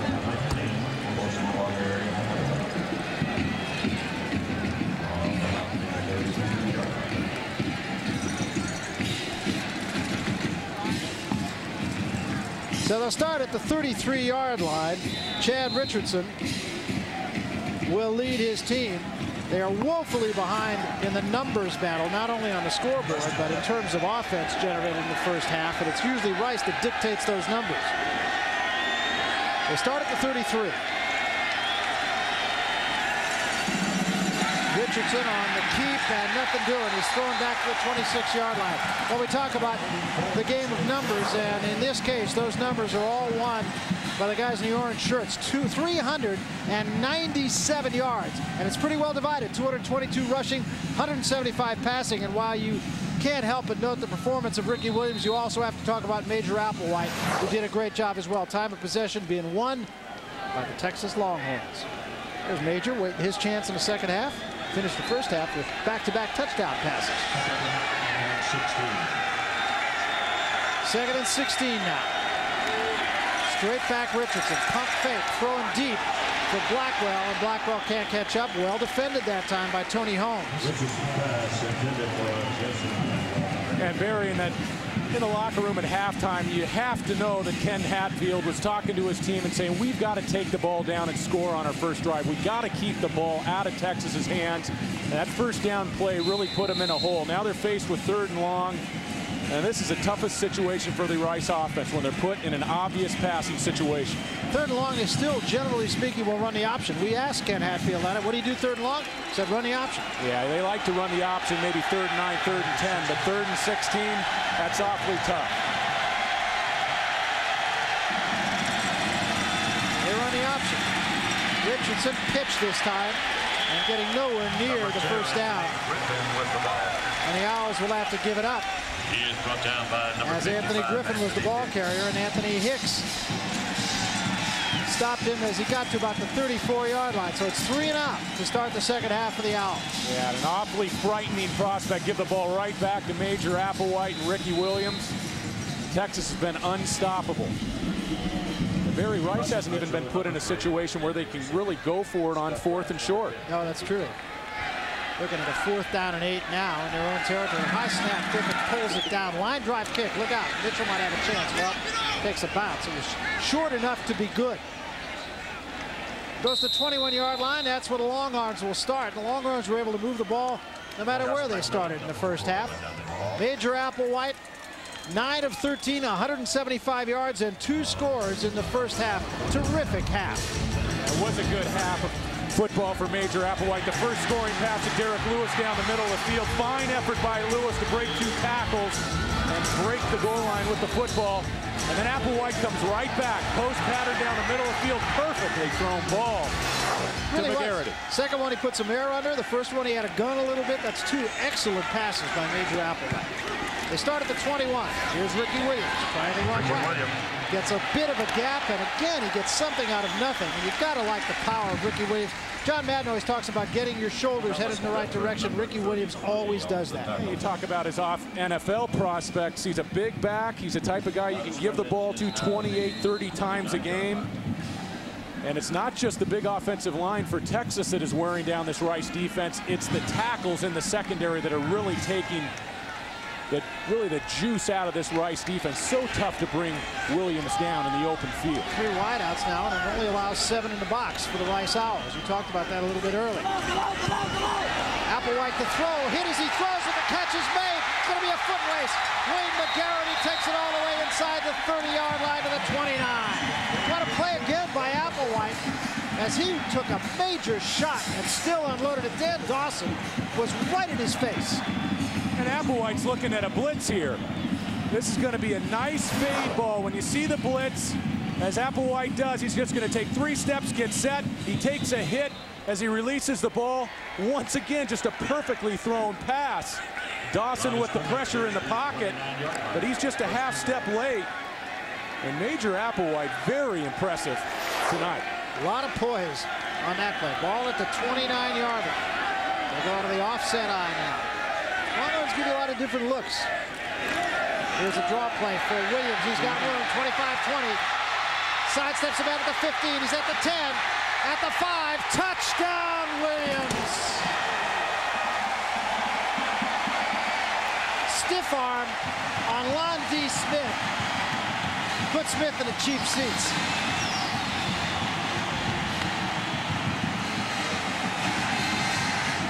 What a run. Incredible. And we talked about it at the top.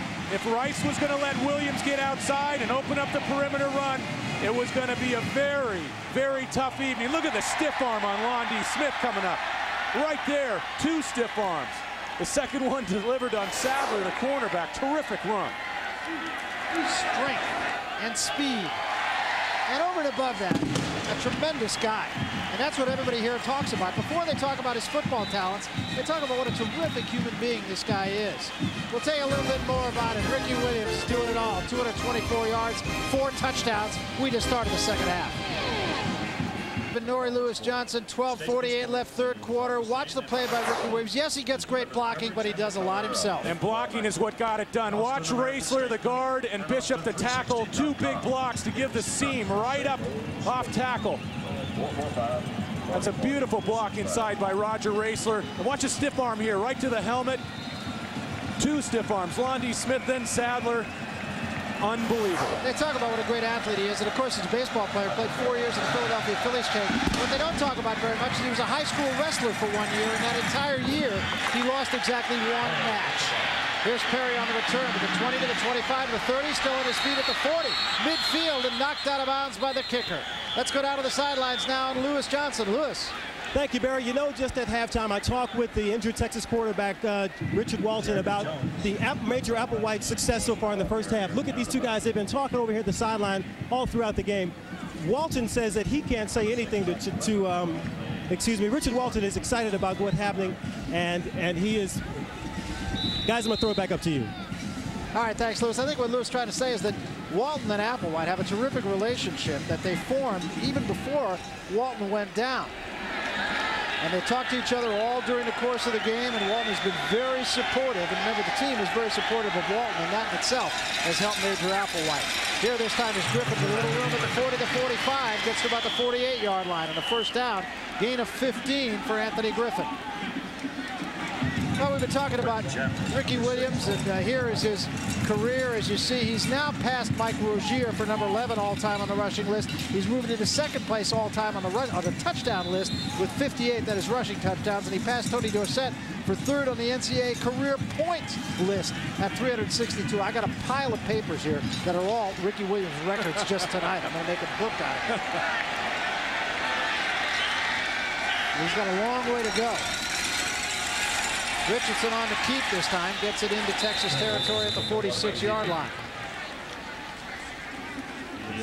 You know, the thing is, you look at the gaudy numbers of Ricky Williams, 22 carries, 224 yards, 4 touchdowns, and you think, well, it's all Ricky Williams, and it hasn't been. No, it hasn't been. It's been great blocking up front. The offensive line from the start of this game, getting great push, taking care of that 8-man defensive front for Rice. And how about Ricky Brown, the fullback for Texas? I mean, he is a very underrated, unsung hero, and he's been leading the way for Ricky Williams for 3 years now. And he's one of those guys you never hear his name in college football, and don't you know he's going to wind up on some NFL team and play for 10 years. Give to Tyler, the fullback, this time. There's nothing.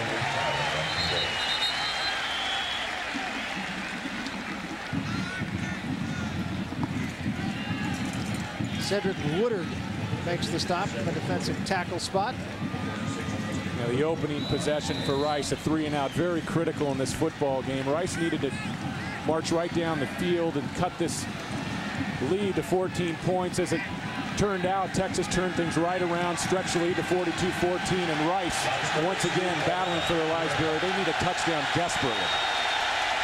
Third down and 4. Richardson keeps, gets the 40, has the first down at the 39-yard line. That's a big first down for the Rice Owls. Went to Jammer, number 6 on the tackle. But definitely good for him. Yeah, Richardson, not a lot of success. Let's take a look at the linebacker playing the option. Watch him try to play the pitch man. Richardson's going to open out on the option, the fake inside to the fullback. And watch Richardson option him. It's played soft on the outside. Anthony Hicks playing soft, going with the pitch man, and Richardson a nice job of turning that ball up for positive yardage. Ken Hatfield talking about the fact that Richardson has been making better and better decisions as this season has gone on. Here's that jet sweep again with Griffin getting to about the 35, a gain of 4. Well, a reminder that it's Hardcore Football on Fox Sports Net. Ronnie Lott, Bill Moss, Ron Pitts will bring you turf talk from the toughest guys in the NFL. Hardcore X's and O's, hardcore blood, sweat, and tears. It's Hardcore Football for the hardcore fan. Hardcore Football, Tuesday at 8 on Fox Sports Net. Hardcore football here too, as the Texas Longhorns and Rice Owls hook it up in a rivalry that has covered a span of 84 games. You know, a football fan could learn a little X's and O's from Mr. Moss and Mr. Pitts in the game. That's cool. Pleasure working with Bill Moss over in Europe during the World Football League. Doing a great job.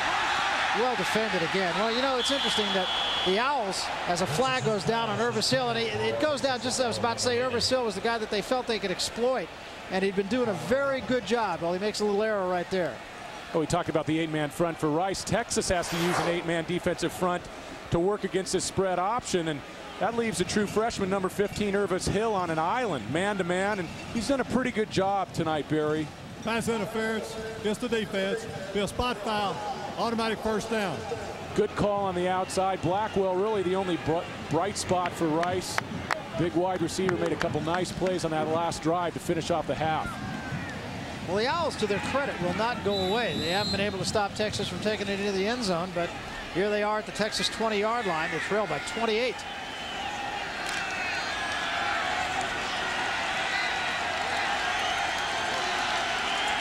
Chad Richardson gives this time to Perry. He's got a little room, and he takes it down about the 12-yard line. Quentin Jammer on the stop. Quentin Jammer, number 6. But Perry was roughed up last week against Northwestern, a sprained foot, and on Monday was walking around at practice in a walking boot. And I really think, Barry, that this is really slowed down this Rice offense. To go with your second-string tailback in a spread option offense is definitely something that Ken Hatfield didn't want to face against Texas. This is Perry again on the straight handoff to the 5, gets to the 1-yard line. Running hard for 12 yards. Well, Perry gutsing it out, but picked it up very well on that play. Donald McCown on the stop. Well, Rice is starting to have some success with the counter. The fake to the fullback, misdirection. And they're starting to take the ball up inside. You know, if you're not having success with the option, start trying your power game. That's exactly what Rice is doing. So they have it at the 1-yard line. 1st and goal. Sneak, touchdown. That's a pretty effective drive right there for the Rice Owls, and they get back within striking range again. Stranger things have happened. A late flag goes down. Well, this game isn't over yet. That drive might have come one drive too late. I know Hatfield really wanted to take the second half kickoff and move down the field. But a good response to the Texas score here in the second half. It'll be a personal foul against Texas.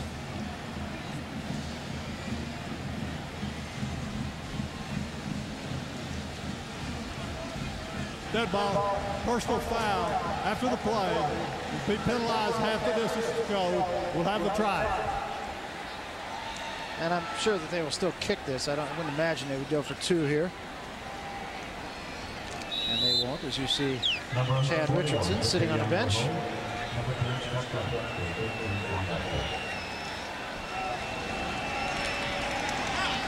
So the try for point now by Scott Grimes, and he makes it good, and the Rice Owls, being stubborn, just won't go away. 8:54 remaining, 3rd quarter. Texas 42 and Rice 21. We welcome you back. 42-21 ball game with 8:54 left, 3rd quarter. The Owls hanging in there. Biggest problem for them is they haven't found a way to stop Texas. Yeah, they haven't been able to stop the rushing game or the passing game for the Longhorns. Well, Texas has not had to punt in this game. Buick scoring drive, 8 plays, 67 yards. Richardson takes it in himself on a 1-yard dive. Took 3 minutes, 42 seconds. Here's that pop-up kickoff. It's going to go to the short man this time. And it is DeAndre Lewis, who was a running back at one time, taking back the 40-yard line, so they're going to have good field position. Right now, let's take a Dr. Pepper game break as we go to Tennessee. May be the real deal. I'll tell you, I didn't much like them when they played Syracuse, but since that time, a big win last week against Florida. Yeah, they did. Play fake. Applewhite will go up, throwing deep, and can't quite get it into the arms of Derek Lewis, who was open. One of the few passes today that Major Applewhite would like to have back. You know, we were talking about the character of this guy, Ricky Williams, over and above all the numbers he puts on the football field.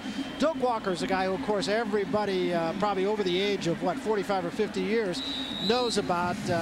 Played his college football as a 3-time All-American, did everything. Here's Ricky Williams' locker, and on that, an autographed picture of Doak Walker. Now, why would Ricky Williams know who Doak Walker was? He made it his effort to know who Doak Walker was. Doak Walker, incidentally, seriously injured in a skiing accident in Steamboat Springs. Ricky Williams has written him no less than 23 times since that injury. I'm sure the Walker family, his wife Skeeter and Doak, are watching tonight's broadcast at Steamboat Springs, and I think it really says something about Ricky Williams. It says an awful lot more than just those numbers tell you. It's the first thing anybody talks about. Talks to Mac Brown about Ricky Williams. He talks about his character.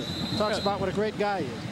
And you look at that picture on the locker. Mac Brown made a special exception. No pictures on lockers except for that one. And Mac Brown running a very tight ship down at Texas. We talked about the discipline he wants to instill. It also helps to have an 8-year contract, Barry, to instill that discipline. Ricky met Doak Walker at a banquet.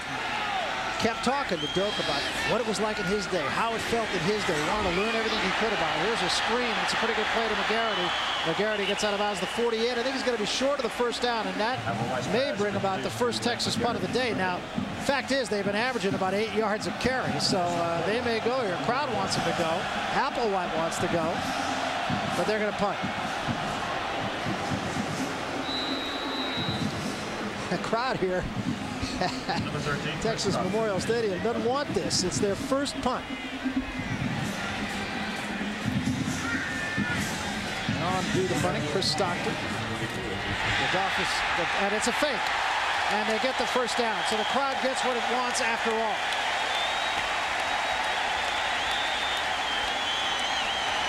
Well, they went to trickery.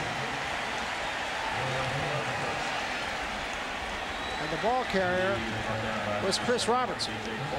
Last week, Rice was hurt by Northwestern on 2 trick plays in the special teams department. A lot of Texas fans wondering, why don't we go for it on 4th down with Ricky Williams and all the success we've had in the run game?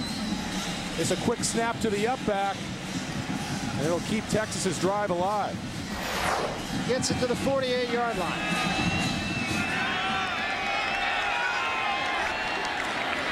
This is Williams. And this time Williams is stopped by the first wave of tacklers, and that hasn't happened too much. Still gets a couple. Rashad Reynolds makes the stop in a tough night for Rashad. A big missed opportunity for Rice. Looking to turn the ball back over to their quarterback, Chad Richardson. 21-point deficit. If Rice can get the ball back and move downfield for a touchdown, this would be a tight game in the 4th quarter. But all of a sudden, Major Applewhite right back in control. Second down, about 8. Pitch to Williams. Williams on the cutback. Stopped as he gets to the 45. Gain of 2 more. Let's go to the sideline now. Lewis Johnson. Lewis. Hey, guys, we got to talk about toughness, and we mentioned Wayne McGarity. You know that guy has had 5 knee operations since he's been in Texas, 3 reconstructions, and 2 arthroscopic surgeries. Amazingly, with all of that, he still averages 17.5 yards in his career. And last week versus Kansas State, who, by the way, has the #1 ranked pass defense, he had a career-high 5 receptions for 142 yards. So this guy is absolutely tough, Wayne McGarity is. Doing a pretty good job today, too. McGarity's got 5 catches for 132 yards this evening. Applewhite will throw. Clear out this time for Williams, and Williams will have a first down inside the 35-yard line. And Rice, again, just unable to stop the Texas Longhorns. And Texas taking advantage of all the time they have in the passing game. You know, your starting tailback goes over 200 yards, and about a little less than 3/4 of action. It really sets things up for the pass protection. Watch Ricky here. He's going to slip out of the backfield. Applewhite's done a great job at checking his #1 and #2 choices down the field and coming underneath to the tailbacks. Reynolds and Benford converging for the tackle. But not before another first down inside the 35-yard line. Split backs now for the Longhorns. Long count by Applewhite. He's going to go up, straight back. Throws again for Williams. Williams has the ball pop out. The ball is going to be called an incomplete pass. And that's much to the chagrin of the Rice Owls, who might have had 6 if that was ruled a fumble. That was pretty close. Oh, Applewhite going right back to Ricky Williams. Just a simple little pass out in the flat. And let's take a look here. 1, 2. That's a fumble. I think so. That's awful close. That is a fumble, and that would have been a big break for Rice. Dan Dawson, #30, coming outside and laying a pop on Ricky Williams. Dawson's having a nice game, actually, in the midst of not a very good defensive game by the Rice Owls. Face mask on the offense, 15-yard penalty, still first down. A personal foul, face mask blocking up front the Texas offensive line, and Ken Hatfield really has to be sitting on the sideline saying, right when we need a break, we make a break for ourselves, and we don't get the call. I'm calling a draw play to Ricky Williams on this one. That's my call, Dave. I'm sticking with it. Good play here is either the draw or the screen pass. I'm right with it. Slot left, 3 wide receivers for the Longhorns. Long count again by Applewhite. It is given to Williams, and Williams gets inside the 45 to 44-yard line. He got 5. Joe Bob Thompson makes the tackle. Isn't it amazing how coaches get a little bit shy about putting the ball up after they see their tailback give up a fumble, or what probably should have been called a fumble. Just inside.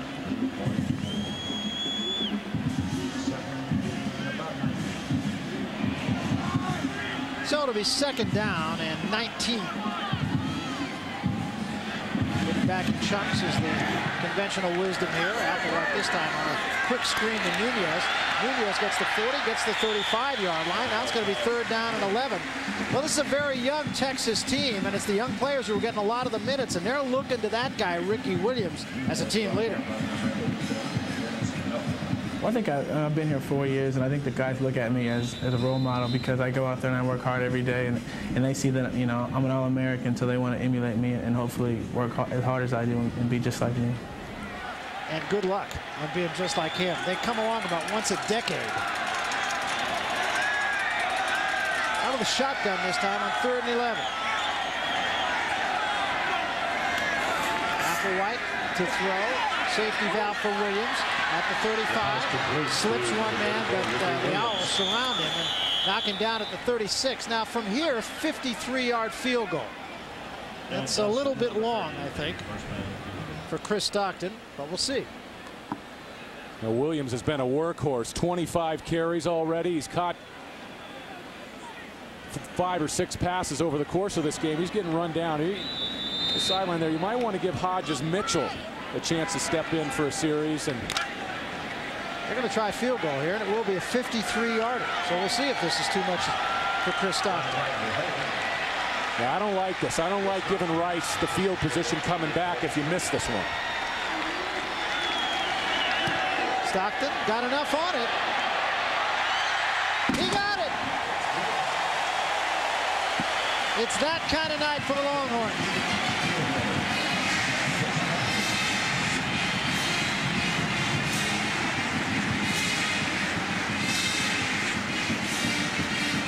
Well, that answers the question of, is it too much and does he have enough leg? The answer, no and yes. Austin, Texas, 4 minutes, 2 seconds remaining, 3rd quarter. Barry Tompkins along with David Norrie and Lewis Johnson, and we're watching a performance by the Texas Longhorns led by Ricky Williams that has been, at least on the offensive side, absolutely perfect so far. This is Perry off the kickoff following a 53-yard field goal. And Perry, he might be the best offensive weapon for the Rice Owls today, as he's had a lot of good kick returns. Gets this one back to the 23-yard line, 20-yard return. Big turnaround on that last possession. Ricky Williams appeared to fumble on the pass out in the flat. Texas retains possessions. They take advantage of a fake punt. And then a long field goal by Stockton. Stockton's not making me look very good tonight, Barry. Texas is averaging 10 yards a snap. That's pretty impressive.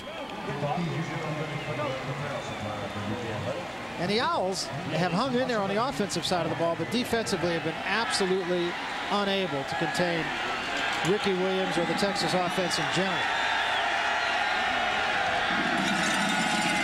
Oh, the pitch is loose, and Leshber does a good job just to hold on to it. That was dangerous. Irvis Hill was right there. I think Irvis Hill's having a pretty nice game. He has had a good game. We talked about him earlier. The true freshman getting his first start at cornerback. Take a look here. Opening up on the option, Richardson. Boy, that's dangerous. There was a rule change in the offseason. Before this year in college football, you could only advance a fumble if it was beyond the line of scrimmage. Now option teams have to worry because fumbles can be advanced even on missed pitches and center quarterback exchange. Second down and long. They go deep this time for Blackwell, and it's too deep. Blackwell can't hang on to it. They can't catch up to it. Tony Holmes again defending Blackwell very well. Blackwell's made some catches today. Made 3 for 59 yards, but he's had to be an acrobat to do it every time. And he's had to get it done in obvious passing situations. Rice not very effective throwing the ball on first or second down. And now they're looking at a 3rd and 17. This is just not what a triple option team wants, needless to say.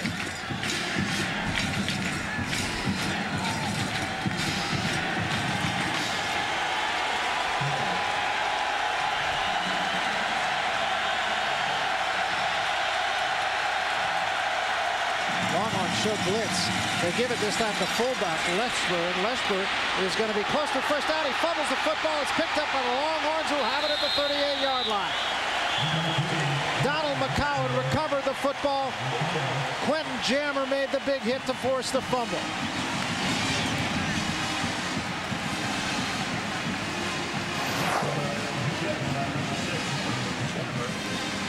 So Leshber taking the ball outside, and it looks like Rice is going to pick up a first down. How many times do you pick up a first and down and 3rd and long? But Quentin Jammer, the free safety, that's a great job of just laying your helmet on the football. And McCowan, his defensive secondary mate, picking up the ball and turning the ball back over to the Longhorns.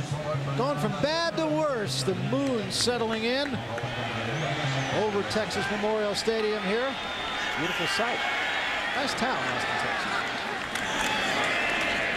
Here's Williams again. Williams on a cutback. Gets it inside the 35 to 34. He gets 4 more. Julian Duncan on the stop. Well, the Owls in the second half have starting to tighten things down a little bit on Ricky Williams in the running game, especially after that opening touchdown drive for Texas. It was really in the second quarter when Applewhite opened up the passing game when Ricky Williams really started to run rampant. Had a huge first quarter, as you see, 151 yards, and hasn't tapered off here in the 3rd. Still got 2 minutes and 25 seconds. This is Williams again, right up the gut, inside the 30 to about the 28. It'll be close to first down, probably about a half-yard short. Ryan Smith makes the tackle. Very unusual to see number 1 for a defensive lineman. Yeah, big factor. Rice defense spending way too much time on the field. I mean, they've been out there for a better course of this football game, and when you average 255 across your defensive front, you're going up against a big physical offensive line and a tailback like Ricky Williams, you're going to get worn down. Sneak by Applewhite, and he'll get the first down at the 27-yard line. We were talking to Mac Brown about who he might compare Ricky Williams to, and he talked about Natrone Means. He said it's a combination of Natrone Means and Leon Johnson, both of whom he had coached. Leon Johnson, of course, big and a speed back at North Carolina. Natrone Means just a load. And obviously both of those backs moving on to have success in the NFL. Leon Johnson playing right now for the New York Jets. Ricky Williams just moved into the number 10 spot all time. He's now past Steve Bartolo of Colorado State. Give it to Williams at the 25 to 20. He's the 15. He's the 10 to the 5. Touchdown. 27 yards on that one. And a flag is down at the 40-yard line. It's against Rice, so it will be a touchdown. Personal foul penalty against Rice, and count the touchdown for Ricky Williams, who is simply sensational. I have not seen a running back like Ricky Williams in a long, long time. Perfect play call against the Rice blitz. You couldn't have a better play drawn up.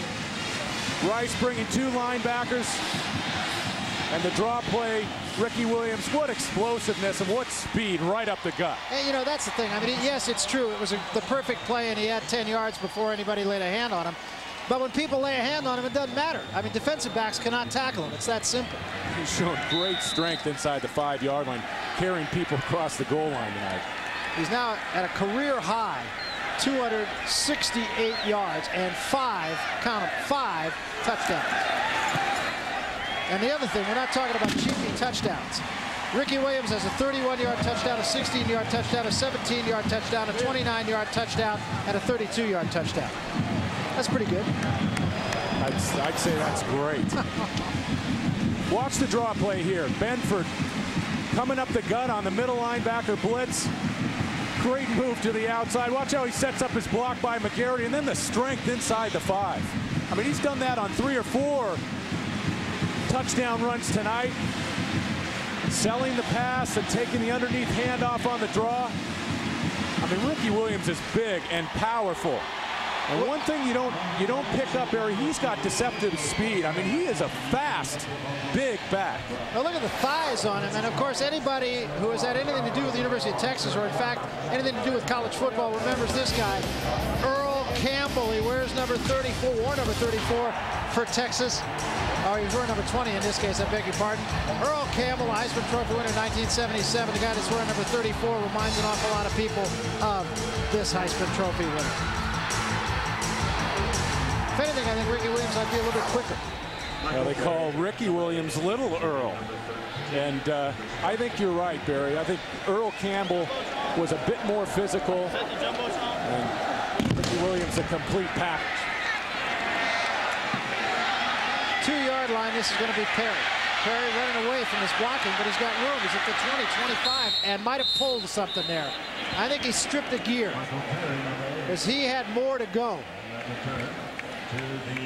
Well, we talked about the pile of records that Ricky Williams has added to tonight. He's now just behind Anthony Thompson, 5 touchdowns away from being the all-time leading rushing touchdown maker. He's going to absolutely shatter that mark. Now, this is the 4th game of the Longhorn schedule. As long as he stays healthy, Barry, I think he has a great shot to break Tony Dorsett's all-time rushing record. Tell you the other thing, David, that's interesting about him, he's a walk-on. The Philadelphia Phillies are paying for his education. They don't have to use a scholarship for him. That's a great walk-on, man. Here's Richardson on the keep. Gets it to the 34-yard line.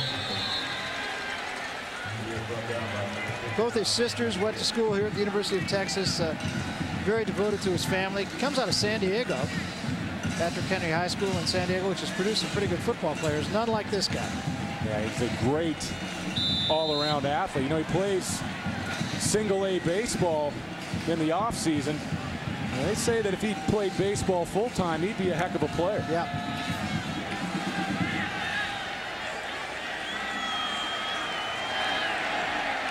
Well, he has been more than just a little impressive tonight.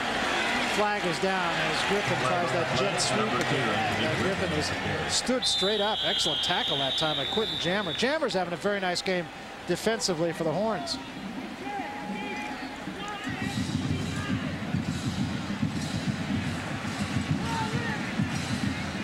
This is really starting to become a real whooping.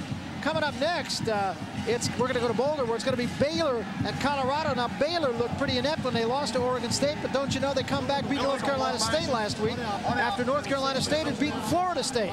So I think your pal Rick Neuheisel probably has a lot to be concerned about tonight. Well, Colorado jumping up in the top 15 and 3-0 going into that big contest tonight.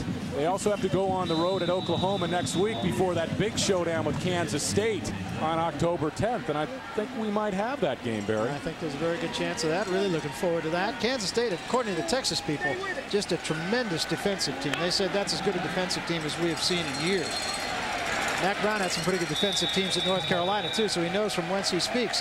With that, we come to the end of the third quarter, and it's really starting to be all Longhorns here. Ken Hatfield can't find the secret to stopping that man, Ricky Williams, and his mates. 52-21, 15 minutes of football left.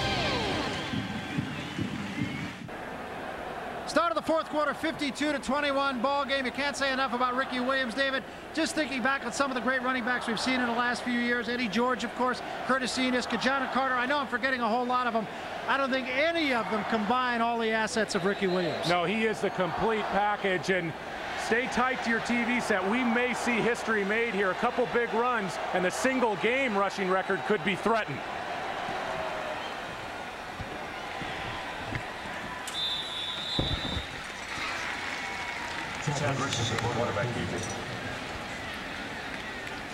Richardson was the ball carrier on that play. Picked up about 4 yards. Look at Ricky Williams in his 2 games against Rice in the last 3 years. I mean, that's a career. Line of scrimmage is the 33. Third and about 4.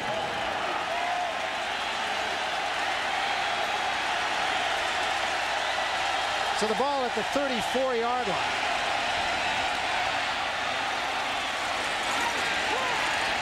And Richardson will get it close to the first down. You wonder if that was a design play. It looked like Richardson was opening up on the option to the right side, and all of a sudden he reversed field, came winding it back to the left side, and picked up the first down. You know, just to elaborate on what we were talking about in the last break about Ricky Williams, Curtis Enis, I think, might have had some quickness, good quickness. Eddie George was strong. I don't think Eddie George had the speed that Williams had. I don't think Enis was as strong as Williams. He's also got great hands. He's able to catch the football.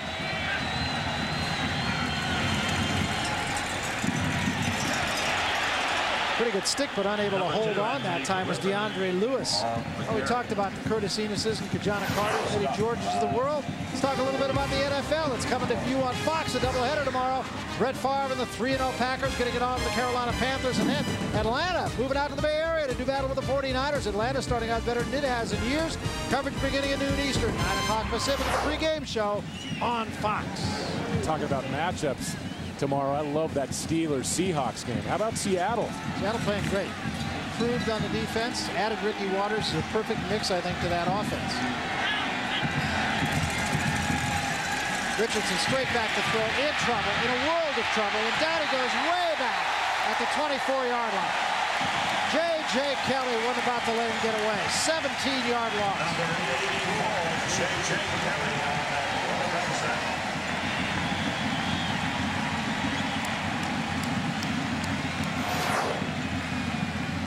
Take a look at the right defensive end at the bottom of your screen. J.J. Kelly is going to stay just relentless in his pursuit of Richardson. Richardson trying to buy time. And as a young quarterback, you don't want to just keep retreating, giving up yardage. And eventually, J.J. Kelly just finishes him off. And a big loss. Back to they mark it at the 26-yard line. They're being kind. This is a real coming-of-age game, I think, for the Texas Longhorns under Mack Brown. I don't think that was intended to be a draw play, but Richardson turned it into one and gets it back to the 30-yard line. He was a little slow getting up the last time, and he's not real quick to get up this time either. You know, in breaking down this game over the course of the week, everybody thought Texas would have success moving the ball against Rice, but I don't think anybody imagined the trouble that Rice would have with this defensive front of Texas. You have to give a lot of credit for the 8-man defensive front, Texas coming up and just taking away the option game. Mack Brown's going to win here at Texas. And Ken Hatfield, of course, has already done a pretty good job at Rice, but Brown has won everywhere he's been. He won at Tulane, he won at North Carolina, and interestingly enough, he was 1-10 in both places in his first year. He's not going to be 1-10 here, I promise. Griffin's punt, running up to take this one is Mitchell at the 37-yard line. He's not going to get anywhere. So the Longhorns will start at the 37. It hasn't much mattered where they started. They lead at 52-21. They'll have it when we come back. 41 remaining. 52-21. Texas over Rice. They've owned the second half. Ricky Williams staying in the ball game. Still 11:41 to go, but you can't help but think about Mack Brown. The Heisman Trophy is very important, Barry, especially for recruiting purposes, and I wouldn't be surprised if we see Reggie Williams deep into the fourth quarter. Well, I think Ricky Williams is there also because he was there and wanted to be there while they were getting their behinds kicked last week by Kansas State. And he was having a bad day, and he still wanted to be out there. Now he's having a good day, so getting the other side of the deal here. And here is Williams running right. Cut back at the 40, at the 35. Ricky Williams. He makes everything exciting. And he continues just to look so strong. I mean, Ricky Williams, are talking to Mack Brown yesterday. He says, hey, Ricky Williams not only doesn't want to blow during a game, he doesn't want to rest, he doesn't need a blow. You don't think NFL scouts love a runner like that, a guy that you can give the ball to? And NFL teams, they always talk about running the ball to win in the fourth quarter. Ricky Williams gives you that aspect. He's prototypical. 6 foot, 225 pounds, got great size, can catch the ball, which of course all pro teams look for, and he can block. And he hits a curveball. There's a pass this time, and it's caught once again by McGarity. And Lewis Johnson talked about McGarity and what a great story he is. Takes it down about the 42-yard line. We got more football coming your way here on Fox Sports Net. We're going to Boulder. 15th ranked Colorado Buffaloes against the Baylor Bears. The Bears coming off a very big win against North Carolina State. So they got to be flying high. I'm thinking, hey, you know what? We might be able to do a business here. That's a great venue, too, up in Boulder. Great spot. One of my favorite spots for college football across the country. That should be a good game. Go through 4 seasons in the space of 1 game in Boulder. We did that once. Had a game there. Started out, it was about 62 degrees. The end of the game was snowing. First down at the 41. Giving a draw to Williams. He gets it outside. 1 man to beat. At the 30, the 25, the 20. Forget it. The 10, 5. Touchdown, Ricky Williams.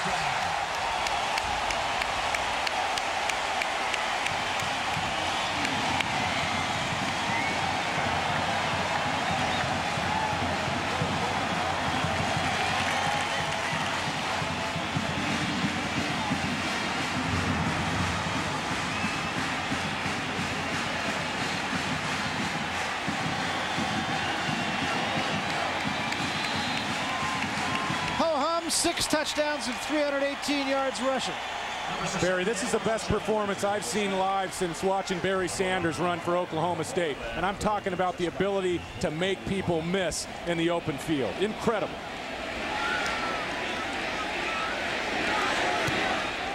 It's the best I've seen since Guy wore number 32 at USC. Separating life from football, O.J. Simpson was one of the best I'd seen. This guy's as good.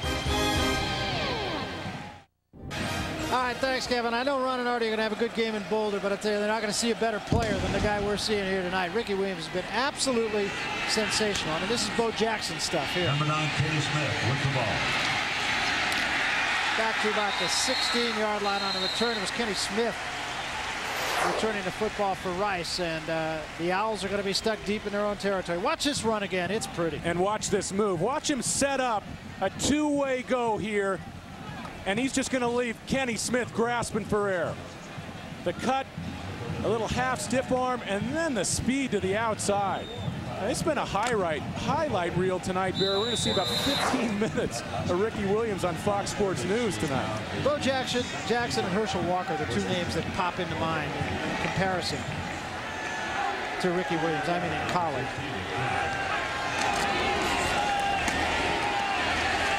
Give this time is to Griffin. Griffin breaks a couple of tackles and will be close to a first down.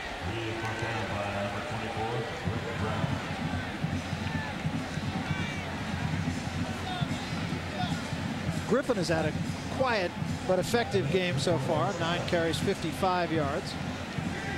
He's played well, and you have to get good play out of your tailback in this triple threat option, but you can't help but think, and Rice really missing Perry at that tailback position. They'd like to give Perry the majority of the carries. He's only been able to go a few snaps. Incidentally, Corey Evans is now in at quarterback for Rice.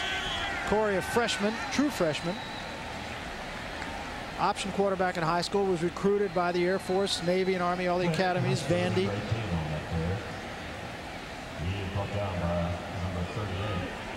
coming into this year. Evans was going to redshirt, and that was before Jeremy Bates, the #1 quarterback, went down against Purdue. It's really thrown the quarterback situation at Rice in a bit of a jumbled situation. 2nd down and 6. And Evans will throw. No, he won't. 1st down as he crosses the 40-yard line. Let's go to the sidelines right now. Lewis Johnson has a very special guest. Lewis. Thanks a lot, guys. Here I am with Darrell Royal, the winningest coach in Texas football history. And Coach Royal, thanks a lot for stopping by, first of all. And you have seen a lot of football here in Texas. What are your thoughts as you watch Ricky Williams with this unbelievable performance tonight? Well, I'm pleased to see him having a gangbuster night like tonight. You know, he turned down a lot of money to come back and play for the University of Texas, finish out his senior year. I would like to see nice things happen to him, and I believe they will. He's a tremendous young man, and I've met him, know him personally. I know some of the good things that he does that never get in the newspaper. He's a great young man, and he's about to break one of my ex-players' single-game records. Roosevelt Leagues had 340 something. Seemed like 348. 348 was that it? Anyway, against SMU years ago. But that's what records are for, to be broken anyway. You have a new direction in Coach Mack Brown, and you two have embraced. Tell me about him and your relationship and what you hope he does for the University of Texas. Well, we have a lot of confidence in Coach Brown. The entire state does. He's a tremendous salesman. He sold his program well. He's a fantastic public relations person and an outstanding football coach. They recruit well, and they have good morale on their staff, which means they have good morale on their squad. Right. And we're not there yet, but we're climbing. We'll get there. Okay, Coach Royal, great talking with you. Thanks for stopping by. Enjoy the rest of the game. Thanks, man. Barry, back up to you. All right, thanks, Lewis. Well, it's a mutual admiration society between Darrell Royal and Mack Brown. When we talked to Mack Brown yesterday, he was effusive in his praise of Darrell Royal and how instrumental Darrell Royal was in his coming here to Austin.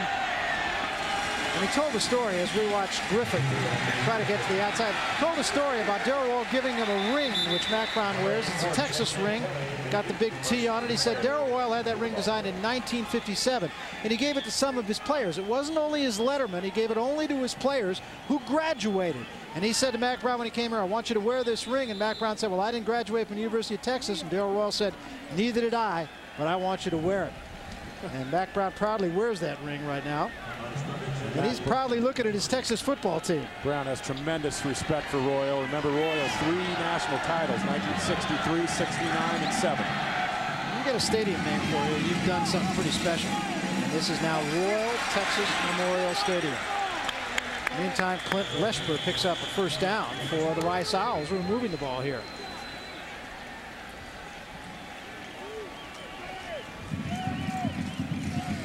Barry Tompkins with David Norrie, Lewis Johnson. We are at Royal Texas Memorial Stadium here in Austin, where the Texas Longhorns are putting on quite a show.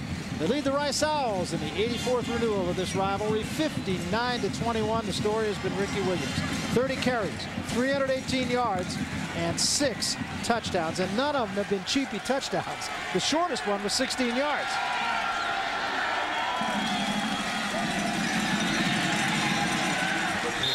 Gain of about 2 for Anthony Griffin. Well, we got a whole lot of football coming your way next week. David, you and I get to go back to Annapolis. We'll watch the midshipmen of Navy do battle with 19th ranked West Virginia. Big winner today. Then Lee Robertson, Southern Miss. And Southern Miss having a big game tonight, too. Take it on to Tulane Green Wave, who beat Navy today. Number 2 Nebraska will meet conference rival Oklahoma State. Number 16 Wildcats trying to lick a few wounds as they get it on to the Arizona Wildcats, and that is not going to be too easy either for them. It's a good lineup next week. Ricky Williams started tonight at number 18. He's moved up 8 places. He's got a long way to go this year. Evans will try to throw. Now he tucks it away and stop for a loss of a yard. Back at the 25-yard line by Everett Walls, a freshman. And not many fans have left Memorial Stadium, sticking around thinking maybe we got a shot at seeing some history. Williams still a ways to go to break the single game rushing record of 396 yards, but I'll tell you what, unbelievable performance. This is the best rushing performance I've seen in person, Barrett. Pretty impressive. And yeah, that's true. He has 80 yards to go, but that's one carry for him. The only reason he hasn't had more yardage is that Texas had such good field position the whole game. They're only playing on half a field. Fumble, ball's loose. Texas has it. Going from bad to worse for the Owls. Babineau made the stop, and the Longhorns recover.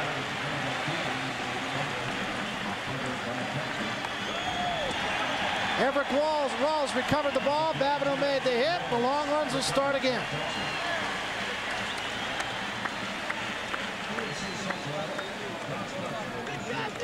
And we'll see if Ricky Williams' night is over or if he will be back out there. He's on the sideline right now, so my guess is he is done for the evening. There he is. Well, that's a good decision by Mack Brown. Long ways to go in this season. So Ricky Williams will put this one in the bank. 59-21 Texas. There, 30 carries, 318 yards, 6 touchdowns. Simply brilliant. His touchdown runs, 31 yards in the first quarter, 16 yards in the first quarter, 17 yards in the first quarter, 29 yards in the third quarter, and 40 yards on the last time he carried the ball. Pretty good.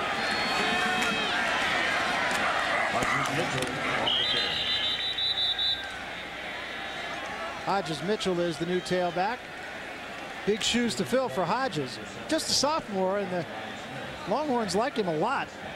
As we said, he's a big play guy. Averaged 12 yards every time he touched the ball last year. That is all-purpose yards.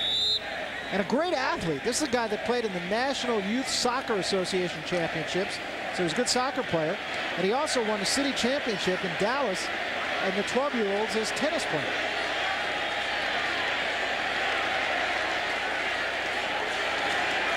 And here he comes. And Mitchell gets outside. Look out. 30, 35, 40. Foot race. Goodbye. At the 40 and caught from behind at the 37-yard line. 38-yard gain for Mitchell. Jason Hebert, the saving tackle.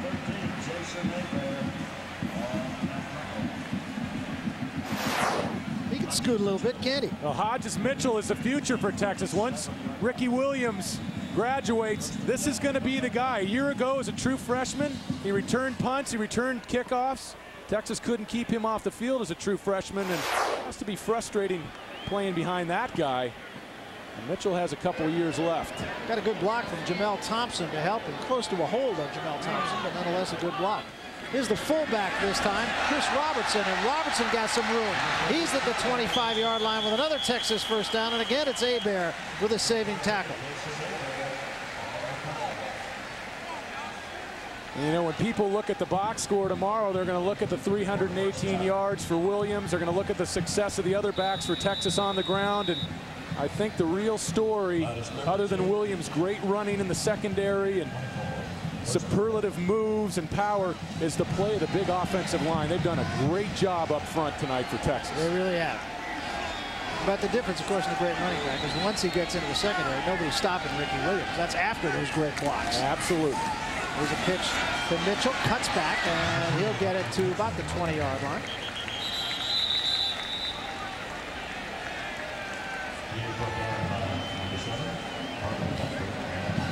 Mitchell out of Skyline High School in Dallas.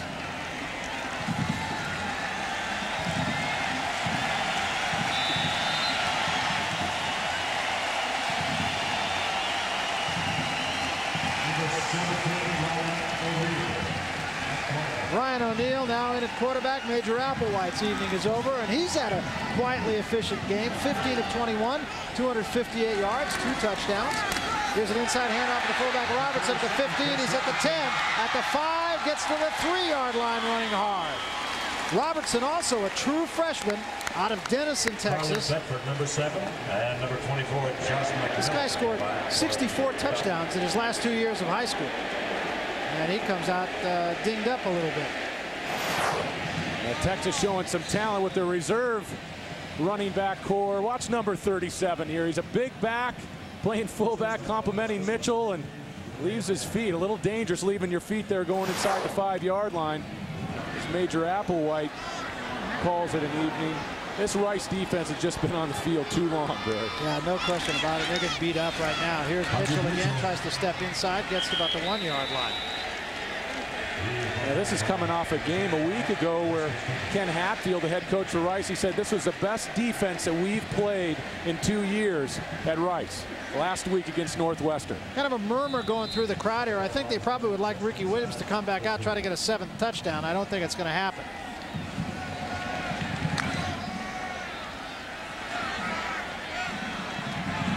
Unless Williams wants to come out barefoot, because he's on the sideline with no shoes on. And he could probably score a touchdown barefoot. DJ Ferguson jumped a little early. There's Ricky. Here's the Burger King game summary, and look at the numbers for Ricky Williams. 318 yards. That ties the school record with 6 touchdowns. Applewhite impressive numbers as well, as we just told you. 670 yards of offense. Not bad. That's just incredible. And you look at the numbers for Applewhite, 15 to 21. Had a couple drop balls. Texas has some bright days ahead if Applewhite continues to gel at quarterback, and they may have a decision on their hands once Richard Walton comes back to the lineup. And they got smoked the last 2 games, but they're playing against arguably 2 of the best 4 teams in America. Penalty incidentally went against Texas, and Mitchell didn't get much back on 2nd down. Yeah, and a lot of people say, hey, how can you get a lot of positive things out of 2 blowouts against 2 top 5 ranked teams? Well, you get that behind you, and it's really a gut check. It's a matter of how a team responds. And with Kansas State and UCLA behind this team, and they're going to have to go on the road against Texas, but I think it's going to be a momentum builder for Texas tonight.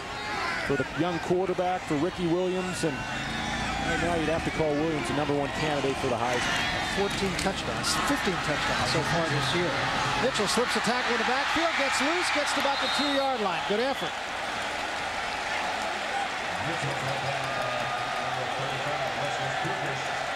Travis Ortega made the stop. I think it was Josh McMillan who had him in the backfield. Couldn't hang on. So it's down to the 1-yard line, 4th down. Longhorns will certainly go for it here.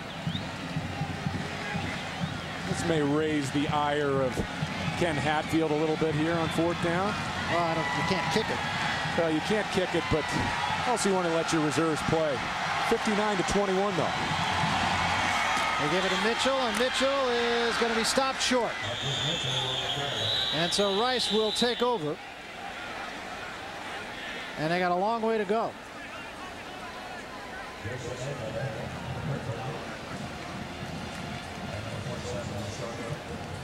College Football Saturday on Fox Sports Net has been brought to you tonight by GTE, the official telecommunications consultant to the NCAA. And by Marriott Hotels, Resorts, and Suites. We believe when you're comfortable, you can do anything.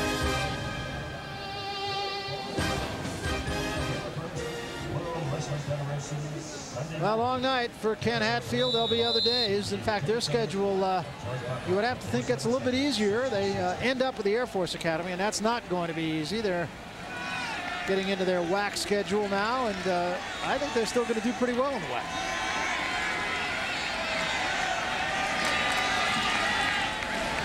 Give this time is to Leshper, and Leshper gets it up across the 10. He's going to be close to a 1st down at the 11-yard line. One thing you can say about this Rice team, they do not give up. They play hard for 60 minutes. Hatfield will expect no less, and I thought that was impressive, Barry. Even though they're getting beat up physically in this game, they're trailing 59 to 21. Hatfield had to be happy about Rice turning Texas away on that last drive on 4th down. Give it the fullback, ball's loose. And the Owls will get it back. Well, they won't get it back. I lied. Texas gets it.